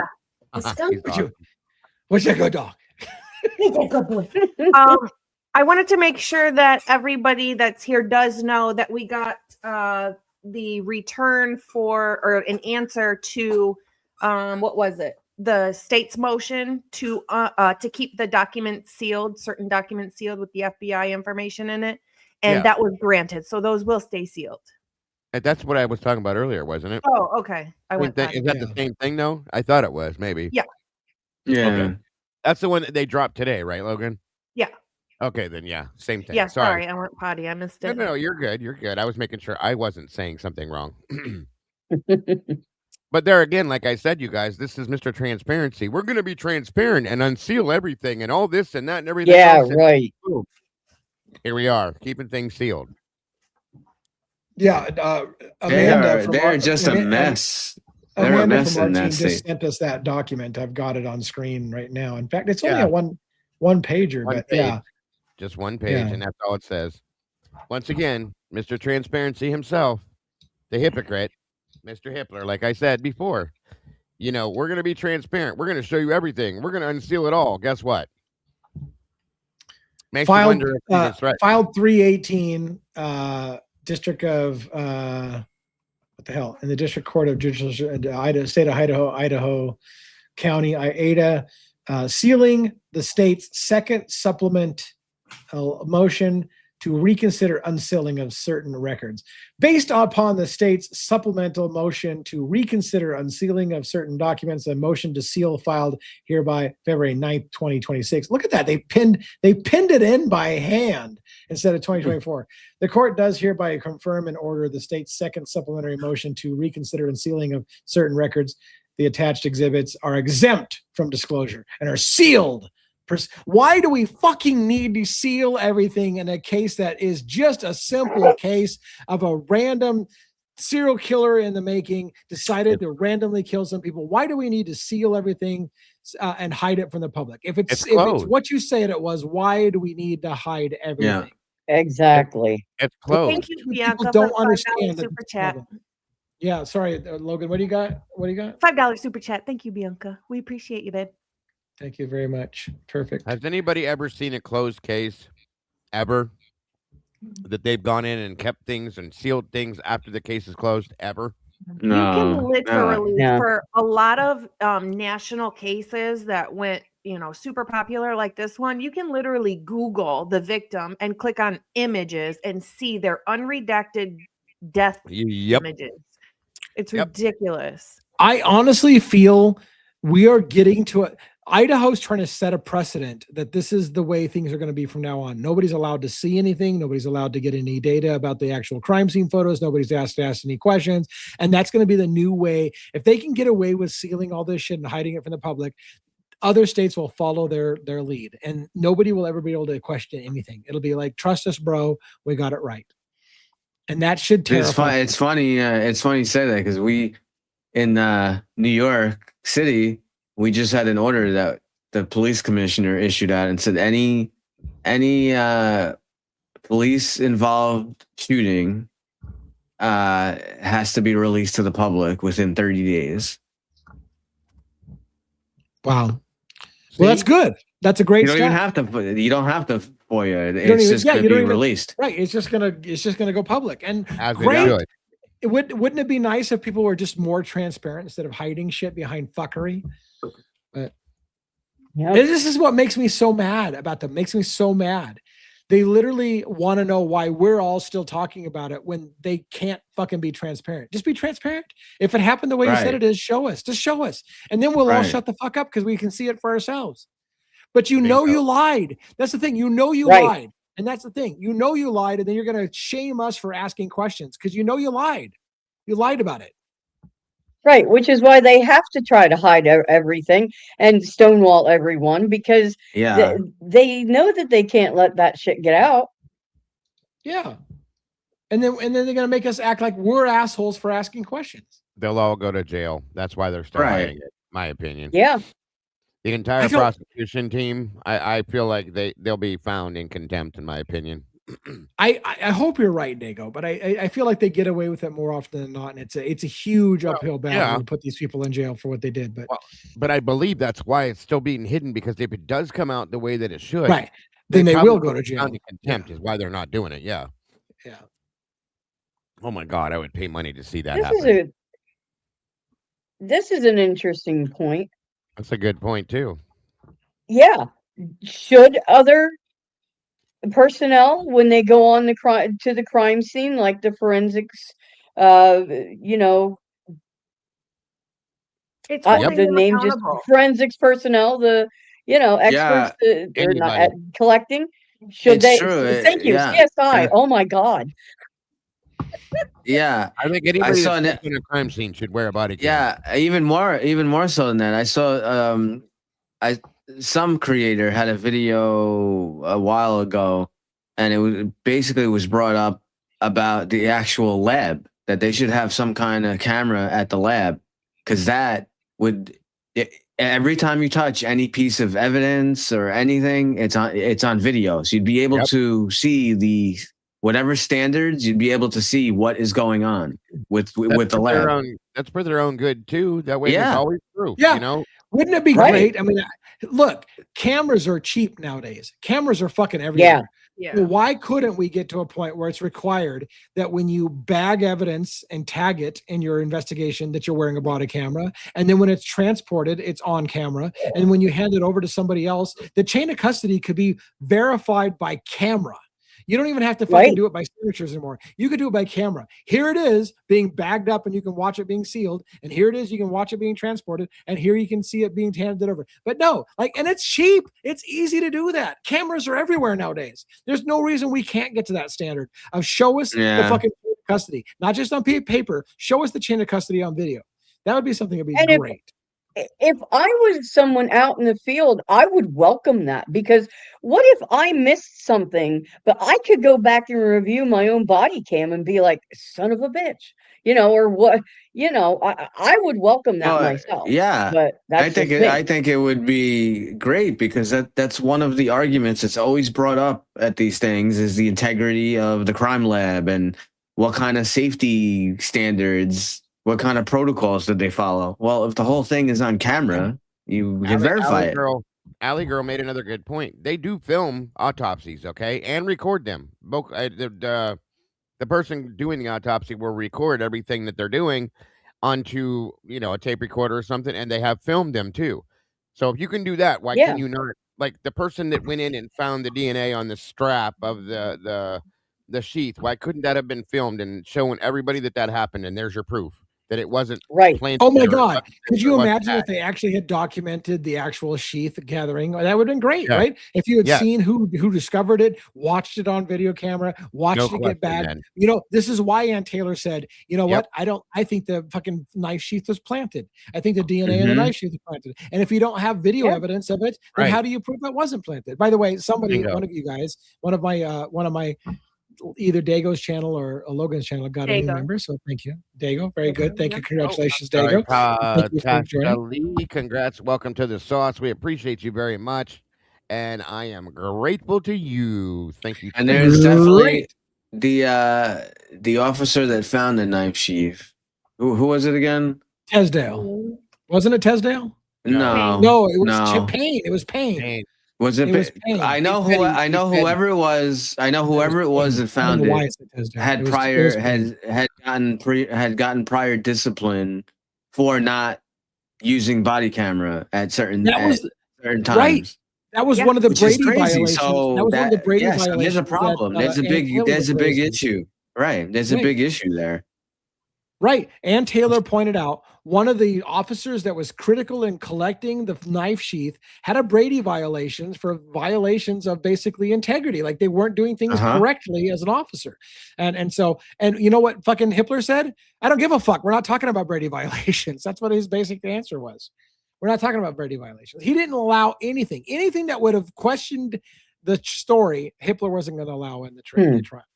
In my opinion, maybe I'm being over dramatic, but Hippler didn't seem to allow anything. I don't think so. Question the prosecution's case because Hippler showed bias when he said, "Well, wait a minute, don't they have his DNA? DNA is DNA every day and twice on Sunday." That was Hippler's attitude from the very beginning. There's no question who did it. You've got his DNA. So I'm done talking about it. I don't need to hear anything else. You've got his DNA. That's a dumbass judge who doesn't seem to understand that DNA, first of all, the science is still sketchy, whether you think it is or not. And second of all, just having the DNA doesn't tell you how the DNA got there. And that's what Ann Taylor said. You may have his DNA, but it doesn't explain how the DNA got there. So well, and they don't really even have it because how else they can't even place Brian there. If they really had his DNA, they'd be able to place him there. My problem is with Q 1.1, which is the DNA on the sheet that they say is Brian Kohberger's. They didn't even compare it to Brian Kohberger's DNA that came from his face. Right. Right. Why would you not compare the two to see if it's literally a man? Right. They used IgG and genetic genealogy to go from fucking cousins and shit up there. Like, you're right. It's like people don't understand how stupid this is. If it was a direct link, why not just use his buccal swab and fucking say it's his DNA? But no, they're like, well, there's a 99.99% chance that it was a biological father of the person who contributed. Like, fuck, why don't you just say it's his DNA because you fucking took a buccal swab? I'm sorry. I'm just getting pissed off now. Well, for that matter, why didn't he get out of his apartment before he left and went back to Pennsylvania and do a real swab at that point and have a conversation with him? They could have done that. What's wrong with people that you don't see the problem with this? They don't see the problem with it. Because they don't want to see the problem, Lee. They just want it to be what it is and leave it alone. And I'm afraid to challenge it. No, move along. Well, what's going to happen is what's even more than it's happening now is that it's going to keep happening. If we don't do something now, it's going to keep happening to so many more innocent people. And that's why we're out here doing this all the time, talking this case and others over all the time, is to try to wake people up. Yeah. Hey, you know I what can tell you, and I've told Lee, we've spoken about this off camera as well. I can tell you guys that whoever the lead investigator or lead detective, whatever their title is, they have a lot of power over the evidence and what happens and what goes on. Right. Blaker. Yeah. before we run out of time, because I like to keep these about 2 hours, Logan also teased me. Such a tease. She's such a tease. Logan also teased me with a Guthrie announcement about a card that was left on the Guthrie door. You want to talk about that, Logan? Yeah, I just saw it today, and I actually don't know if it was placed there before she went missing or after she went missing, but it's been going around today that, and we had a picture of it, that somebody left a business card in Nancy Guthrie's door. The name on it was Deborah, and it was from APS, which is Adult Protective Services, kind of like a DCFS or a DCS CPS with children in your town, Right. protected services, but it's for adults. And I just found it really strange that was there. Number one, number two, that it was somebody took who took the picture of it? How did we get the picture of that? Brian Enton said his producer, I think it was, this was a while back, said his producer saw her leave it. No. How did that go? Leave it there? Is that how that went, you guys? Remember? We had watched the one video when we were covering Nancy a little heavier. I'm pretty sure he said that. Now, I don't know if this is true or not, but I remember that because we talked about it a while back. It is very interesting still to this day. Why did they leave the card to begin with? What was the reason? Right. So let me tell you about my ignorance. When someone the day after, calls that's it. Adult Protective Services, it's similar to Child Protective Services. What it usually means is somebody says, I don't think that you're protecting children, that children are at harm or elderly at harm. So if Adult Protective Services is doing a welfare check of some kind or checking into things, that leads a lot of questions. What was happening with Nancy Guthrie that somebody would come by and leave an Adult Protective Services question like, hey, are you being treated correctly? That it just, I don't know. I don't know the answer, but it's super interesting. Like, what does that mean? Tomboy says it was left the day after she was reported missing, which is common in missing multiple adult cases in Arizona. I just find it so weird. Well, yeah, that's fine. I mean, I just find it so weird. 911 was already called. They were already doing it. Why would they leave the card in the door for somebody who's missing? It's missing. Thank you. I don't get it. Right. Thank you. Right. Weird. Right. It doesn't lead to that question. If they knew they were missing, they wouldn't leave a card. So therefore, even if the card was left afterwards, it suggests that something before the disappearance prompted them to come by. Like maybe they didn't even know that she was missing at that point. But I would argue that something before that event, before she went missing, prompted them to come by and leave the card on the door, even if it was left after she went missing. Yeah, I don't know. It was just strange. It is definitely a weird situation for sure that I've questioned too. So yeah, the whole thing is weird. Absolutely. And still no closer to finding her or what happened to her. There hasn't been any other new. I haven't really looked, but there hasn't been any other new updates or anything, has there, guys? No, just no, not on the Guthrie stuff. No, the only other thing was the Braden Jensen interview that Lana played. I thought I know why they interviewed him, but I just thought some of the things he said was really interesting. He seemed to be the only person to step up and tell the truth. That's what we covered today on my show. Was we reviewed that, and you ain't lying. Like he came directly out. Listen, I've been waiting to hear somebody make this statement for 3 years. He is the only one that ever said it. I don't understand why they left those two girls alive. Andy said, I don't understand how they were in there and didn't hear Murphy barking all night because he woke up the whole neighborhood. He said, my other roommates woke up from Murphy barking outside all night. Yep. Murphy. And that's the guy that lives with Jack Decor back in Jack's apartment, guys. So that'll tell you right now, they heard it back there. Okay. Right. Yeah. Go ahead. I found it interesting that he said, well, Adam couldn't have been involved because Adam closed down the bar and he didn't get home until about 4 or a little after 4, which tells you he thinks or heard that the crime happened well before 4 a.m. Yeah, he did. He's trying to say Adam was at work then. Yep. He was making like really some interesting points. And like she said, guys, like truly the only person that seemed willing enough to tell actual truth to this. So it'll tell you something. I'd like to actually see them do a follow-up with him. And I still feel like, and I'm hoping that there's more interviews coming from other people that may be like this guy. Truly, Adam lived with Dad Jack Decor in that house in the back, Yeah. along with the gentleman we're talking about, and there was 5 of them total, right, Logan? I think 4 total. I thought he said 5. I'm sorry. He might have. For some reason, I picked her 4. I don't know why. Well, I think the only reason that Jack didn't hear the dog barking was supposedly because Jack was passed out, because he was supposedly sick that night from drinking. I don't know. Right. That's what the report said. So, but still, again, they heard him. Yeah. Or they didn't hear all the dogs barking because they left. They weren't there. What exactly did he say about Murphy again? That part I was only catching pieces of because I was reading other things. Logan, can you re-explain that, please? He said that Murphy was barking from, he said, around 4 to 4:45 in the morning, and it literally woke up his other roommates. Like, it was waking up people in the neighborhood. So there's no way that Dylan or Bethany didn't know, didn't hear. He was like, how did they not wake up from that? Like, it was waking up the whole neighborhood. Yeah, and then the worst and then part I, of that is they and then were I awake. believe, and then at around 4:40 or so, right around that time, there's actually 2 dogs that you can hear barking.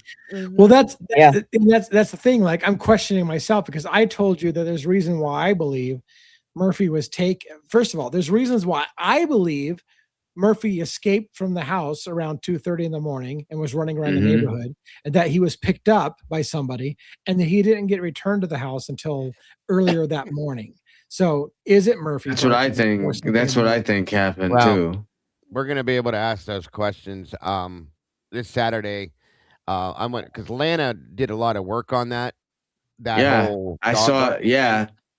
And I want to yeah. ask her thoughts on that because she's a little surprised for Well, everybody that didn't know this because I just found out. This Saturday at 6 p.m. on the Verdict Room with myself, Miss Logan here, Kim from Typically Unique, and of course Mikey from The Last 24.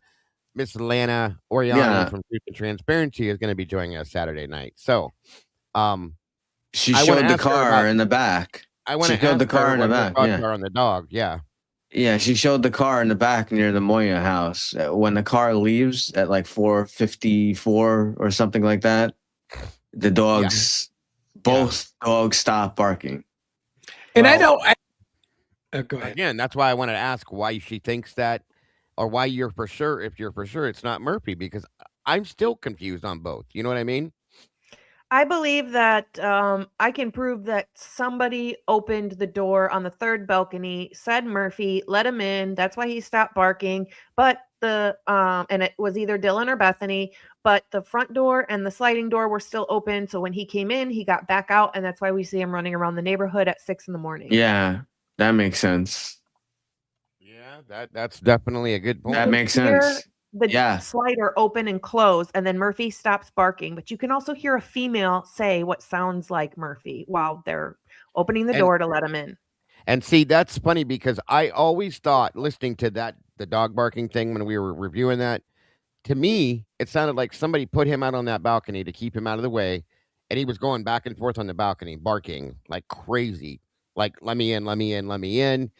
I think, yeah. If he was, I was just gonna say, if he was on the ground level where he could get out and like go somewhere else, we would have heard him probably stop barking or bark farther away. But he never went any further away, which is why I thought he was on that balcony that whole time. Sorry, Lee. Go ahead.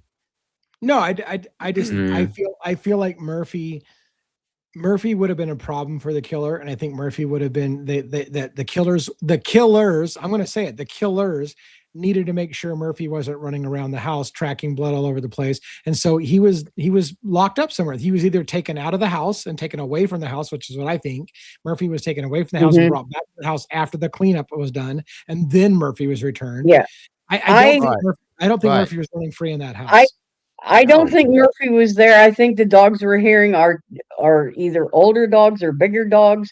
I mean, I don't know. Are there any videos out there of Murphy barking like that we could even do like a comparison? I would love to be able to do that, but I don't know, like on TikTok or anything. Has anybody ever seen? I did that. I did that video. I did I found the same breed that he is. I did a Mhm. video of a comparison with him and another breed barking because people are like, "He's a puppy. He doesn't." No, he's not. He's a. Well, no, he it, wasn't a puppy. he may No. be a. Well, I- he was young in years, but he was full grown body wise. Okay, so Tom- I Yeah. found Right. I Because he found was the about a barks year and old. I You need- found the barks and matched them up. To me, it sounded like the same dog. So Yeah, I was I gonna felt just comfortable with mention it. that. I was gonna mention this. The 1112 video around the dumpster area, and I believe I believe Phoenix also had a video a while back showing the Linda Lane, showing the parking lot thing where where Mhm. gun rack guy with that area. Oh, fuck gun rat guy. Yeah, Fucking gun rat guy. well, that area, that video, Yeah. that there's certain parts where it looks like a dog.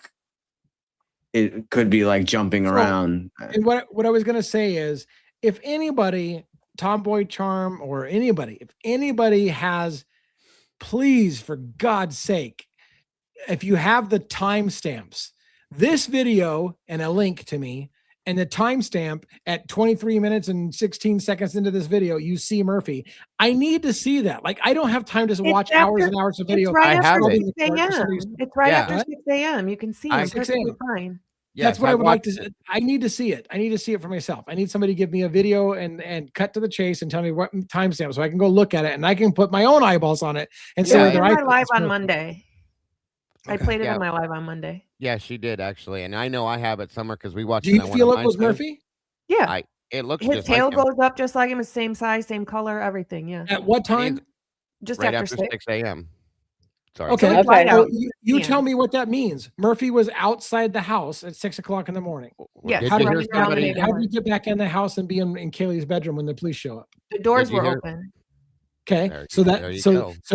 so I But- want to ask. I'm asking. I'm not trying to question you. So I'm asking you. So if Murphy's outside at 6:00 in the morning and goes back into the house and goes to Kaylee's bedroom and hangs out there until police show up after noon, and there's bloody bodies in multiple rooms, Murphy doesn't walk through any of the crime scenes. He just goes straight to Kaylee's bedroom and just sits there and waits for the police to show up. No, he did. That's why there's bloody paw prints on Maddie's floor. There were 3 of them. Yeah. Yeah. Why do we not have documents in the police reports that they tested Murphy for blood? Because they didn't. They didn't do that. No. They're- Good question. They're They're Good hiding question. that shit. Yeah, if you look at the Lord, video, shit, Lee, they're from the hiding. 1112 camera, you know where the dumpster is across the street at the house directly across from 1112? That's got the Yeah. door. The guy goes in and out of the One- door a couple different times. 1119. Yeah, 1119. If you watch, right as the sun comes up, okay, here comes Murphy or whatever dog it is, looks just like him, out from behind the dumpster, around to the front of it, back around. Like she said, the tail bops up and down, looks in that, and then back off. It goes off camera, and I'm like, holy shit, that's him. It What looks It just like time? him looks to me. like a dog that got out and is just Yeah. enjoying a run around the What- neighborhood. With, What yeah. time is the video that people think? What time is the video that people think is Dylan bringing Murphy back to the house? Do you, I've you know what I'm never talking about? seen that. Never I seen never that. thought Never that seen was the video? her Okay. bringing Murphy back to the house. But Okay. yeah, I mean, he was a typical snipping around the garbage can. He probably smelled food and was like, "Hey, it's banquet time." You know what I mean? So, and it's weird because he came from the direction from, if I'm remembering correctly, of where Jack lived, like Yes. that direction, and he comes from behind the dumpster, out by a car, out around, and I'm like, "Holy shit, he is there!" Because people were Mhm. telling me about it, and there he was. So, like she said, right after 6 a.m. So I was curious then, how did he get out? And you do hear in some of that audio, if I'm right, what you hear, what sounds like somebody yelling for him and or whistling, like in the 1112 video. You hear it at some point somewhere. I can't remember where, but it's interesting. Amanda just sent the link. Was that the Yeah. Amanda, was it- that the link to the Dylan bringing Murphy back? Or That's no? Tomboy. No, it's the 1112 video from 6 time a.m. is- to 7 What a.m. time is I know, what time is the stand? I'm mark? looking. It's right after 6 a.m., Lee. And there's another one too. I don't know if you guys saw this, but at some point there was a car. I can't remember what timestamp it was that pulls up towards like Jack's house, okay, and stops. And you hear what to me sounds like somebody yelling for Murphy. Yes, then, yes, and then, yes. okay, and Yeah, then, we saw that. all right, right. So then the car, you hear that for a minute or two, and then the car leaves. Yes. I can't remember And what I time feel that like Okay. I feel like Murphy was picked up at that point. And I I feel like wonder, Murphy was Um, picked up. Lee, I it's think around I think- 6. It's like 6. The timestamp. It's like around 17 minutes in that video. Okay, give me a second. 6:17.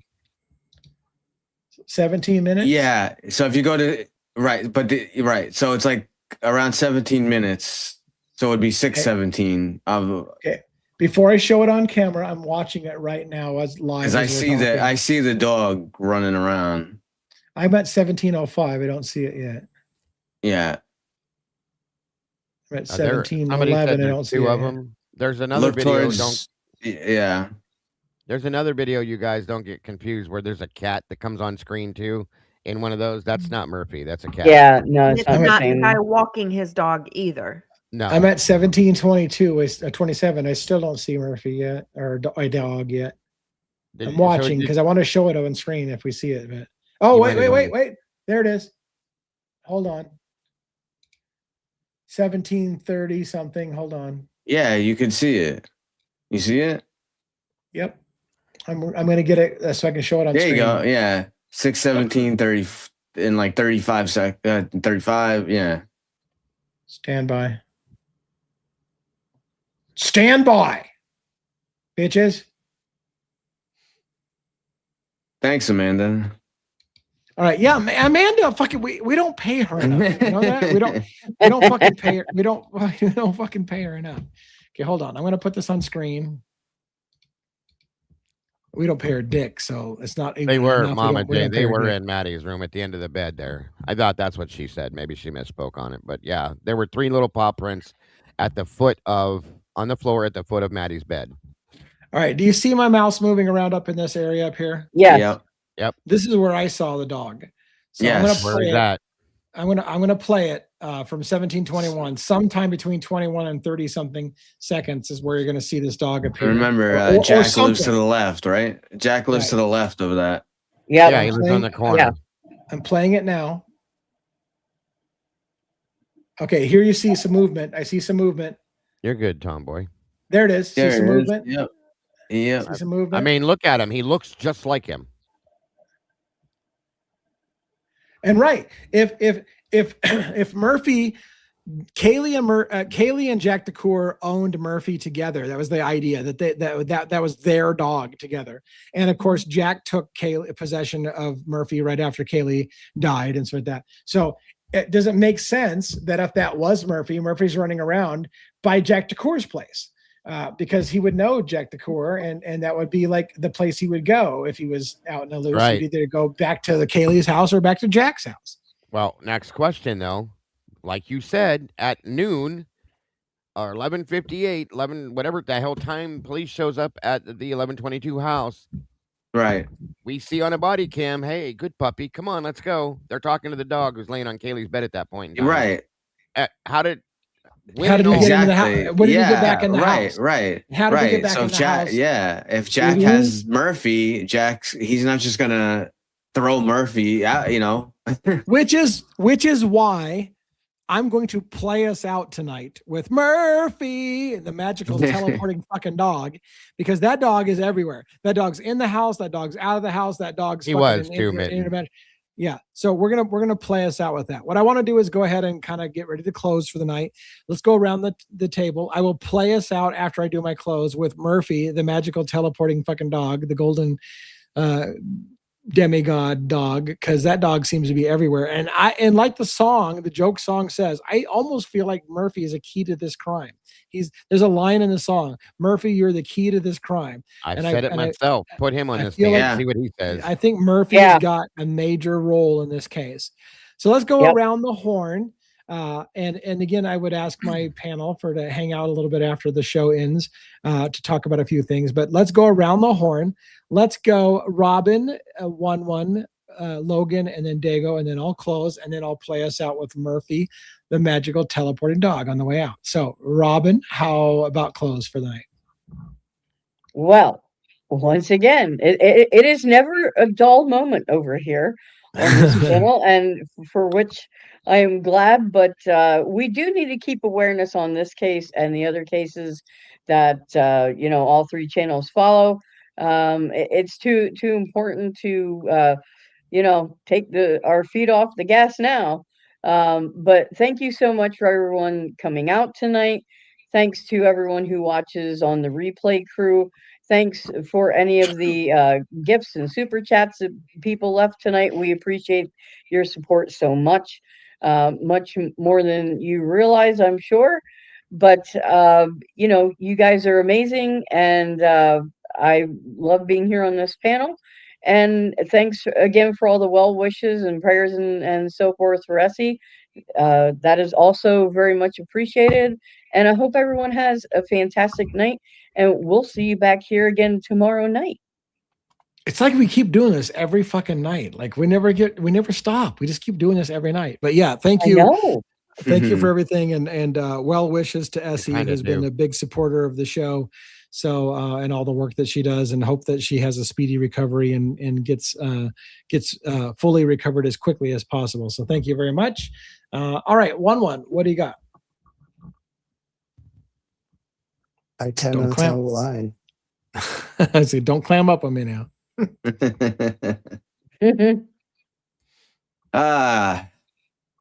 Fun Wednesday night.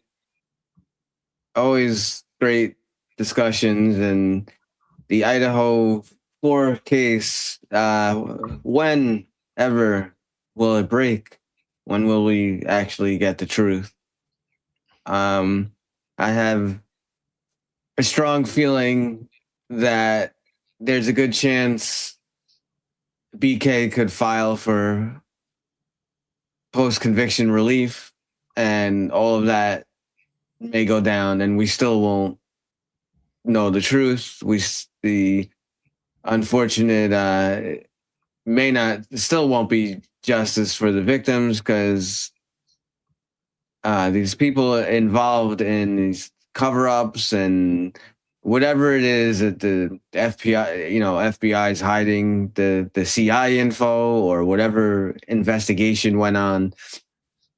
This is like never-ending, twists and turns and puzzle. And just when you think, we may have some kind of answer, where a wall is like placed in front of us. So until there's some kind of higher oversight above Hippler or a different judge or a different venue, I really don't think we're going to get much of any answers.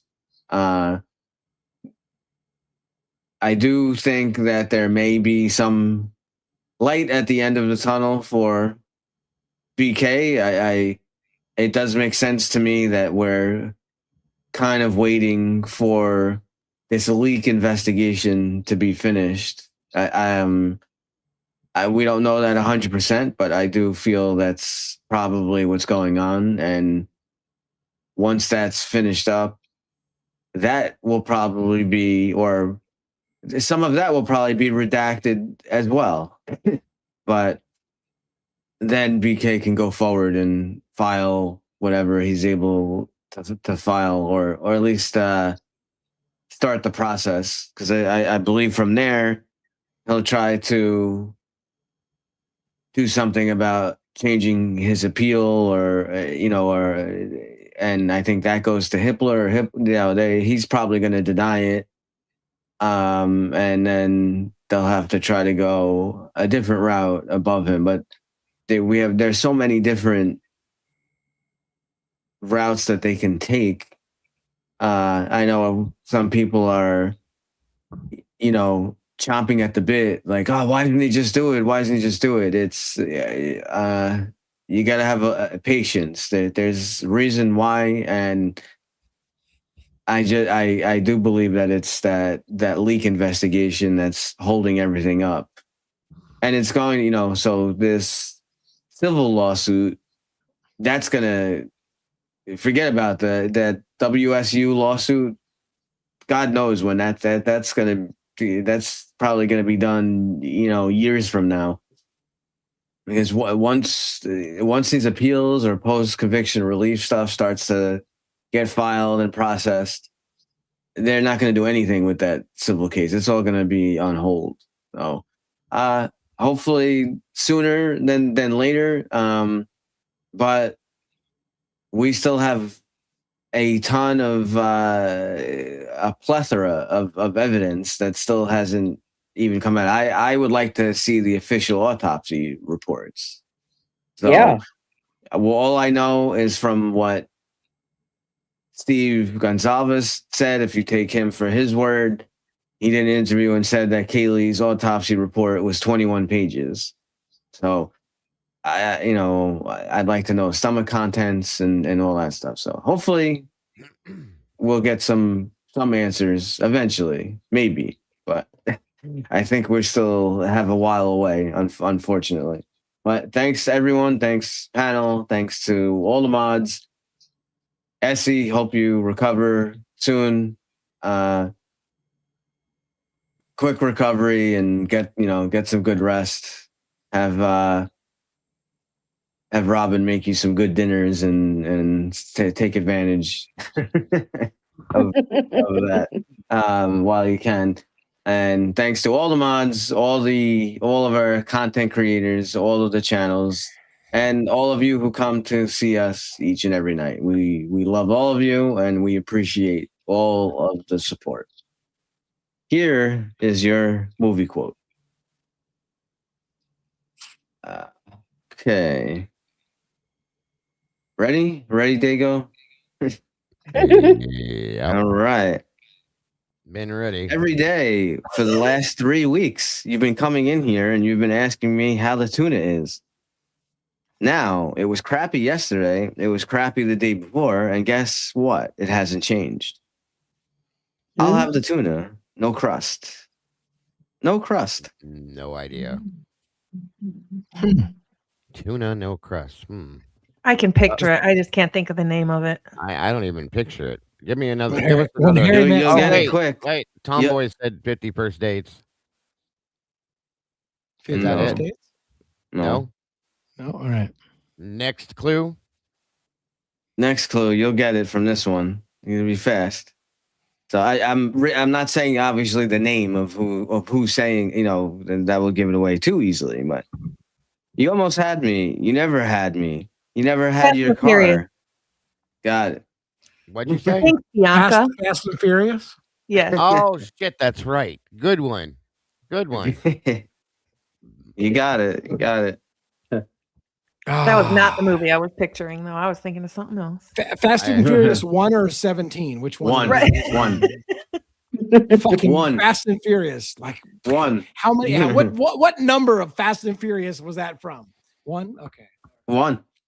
Well, thank you for the movie trivia. I was out too much testosterone in that movie, I guess, or something. I don't haven't know. been getting these, so I don't need no damn thing. I haven't got the last 6 or 7, I think. Yeah. Logan's been smoking you. I think we got what we were going around the horn. We got Logan and Dago to go, right? For close? Yeah. Yep. All right. You're up. Hi. Welcome. How you doing? No, I'm just kidding. I just want to say thank you to everybody for being here, especially all the mods on every channel. You guys are amazing. Thank you, Bianca, for our super chat for tonight, for our FOIA efforts. Everybody do something nice for yourself today. Be kind, but more importantly, be kind to your animals. And everybody sleep good if you're going to bed. If you're on the other side of the country and you're starting your day, have a wonderful day. And we will see you tomorrow. Goodbye. Bye-bye. Bye-bye now. Bye-bye. Bye. Thank you for joining us again tonight. And thank you for taking the lead on some of those stories. It was useful tonight, I'll tell you that much. Dago, what do you got? Hey, how are you? Good to see you. Good to see you. How's that So cowlick thank doing? It's still there, same one. So you guys, thank you so very much as always for being here tonight and supporting each and every one of us. You guys are amazing and we love you. Thank you to all these amazing moderators. Again, thank you to my production manager, my videographer. None of this would happen without them. And again, I got to reiterate it. All of you mods, none of us would exist without you. That's a fact. Miss Essie, we love you. I hope you feel better, dear. Get some rest, please. And take care of yourself, of course. We'll all be praying for you and wishing you well. Thank you, Lee, Logan, 1-1, and Miss Robin, as always, for having me here. It's always an honor to be able to do this with you every single night. Once again, folks, like I said, don't forget to join us Saturday night for the Verdict Room, Unfiltered, myself, Miss Logan, Kim from Typically Unique, and Mikey, my producer. We'll be there this Saturday, 6 p.m. Eastern Standard Time. Miss Lana's going to be joining us from Truth and Transparency. You don't want to miss that show. So, guys, thank you so much for being who you are. Nothing but love for you all. Don't forget to love yourselves, love each other, and don't change a thing because you truly are the beautiful people. Have a great night. The beautiful people, the beautiful people. All right. And as for me, I don't know what I'm going to say on the way out. I'm not 100% sure if I'm going to have an after show like sometimes I've been doing, or whether I'm not going to have an after show. So pay attention if you're a members only kind of person. If you're a member of the channel, I may fire up a members only. It depends when we close the show down and whether the panelists want to join me on the after show. I'm not going to do it by myself, but if I got panelists who want to join me in the after show, I might fire up the after show. Otherwise, thank you very much for being part of the show again tonight. Thank you, panelists, for carrying me tonight because I was a little out of sorts. I may have. I was a little out of sorts tonight. So thank you for sorting me out tonight and keeping me on focus tonight. I'm going to play us out with Murphy, the teleporting dog, as I promised. Thank you again, and see you next night at the same time, 5 p.m. Pacific Standard Time. And until next time, here it is, the Murphy, the magical teleporting dog. We'll put him on stage here. I'm going to remove this shit and put him on stage. Fuck! Hold on, I'm getting it. There he is.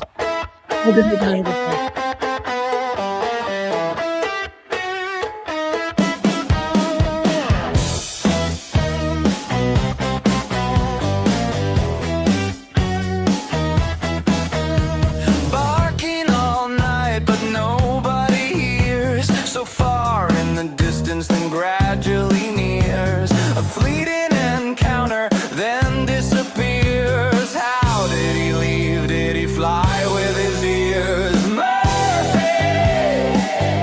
He's a magical teleporting dog. It's Murphy! He's a cute and curly golden demigod. Not a mark on him, not a hair left behind. He's better behaved than all humankind. He'll clean up his paw prints for some bacon rind. Before you know it, he's gone. He's so streamlined. Murphy! He's a magical teleporting dog. It's Murphy! He's a cute and curly golden demigod.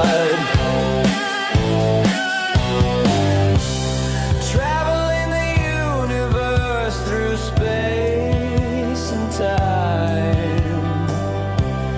How do you do it? You're key to this crime. Are you here? Are you there? Are you anywhere or everywhere?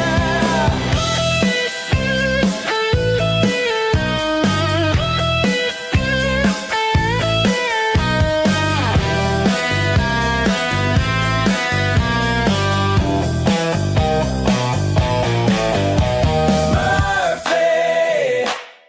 He's a magical teleporting dog. It's Murphy! He's a cute and curly golden demigod. You're such a good dog.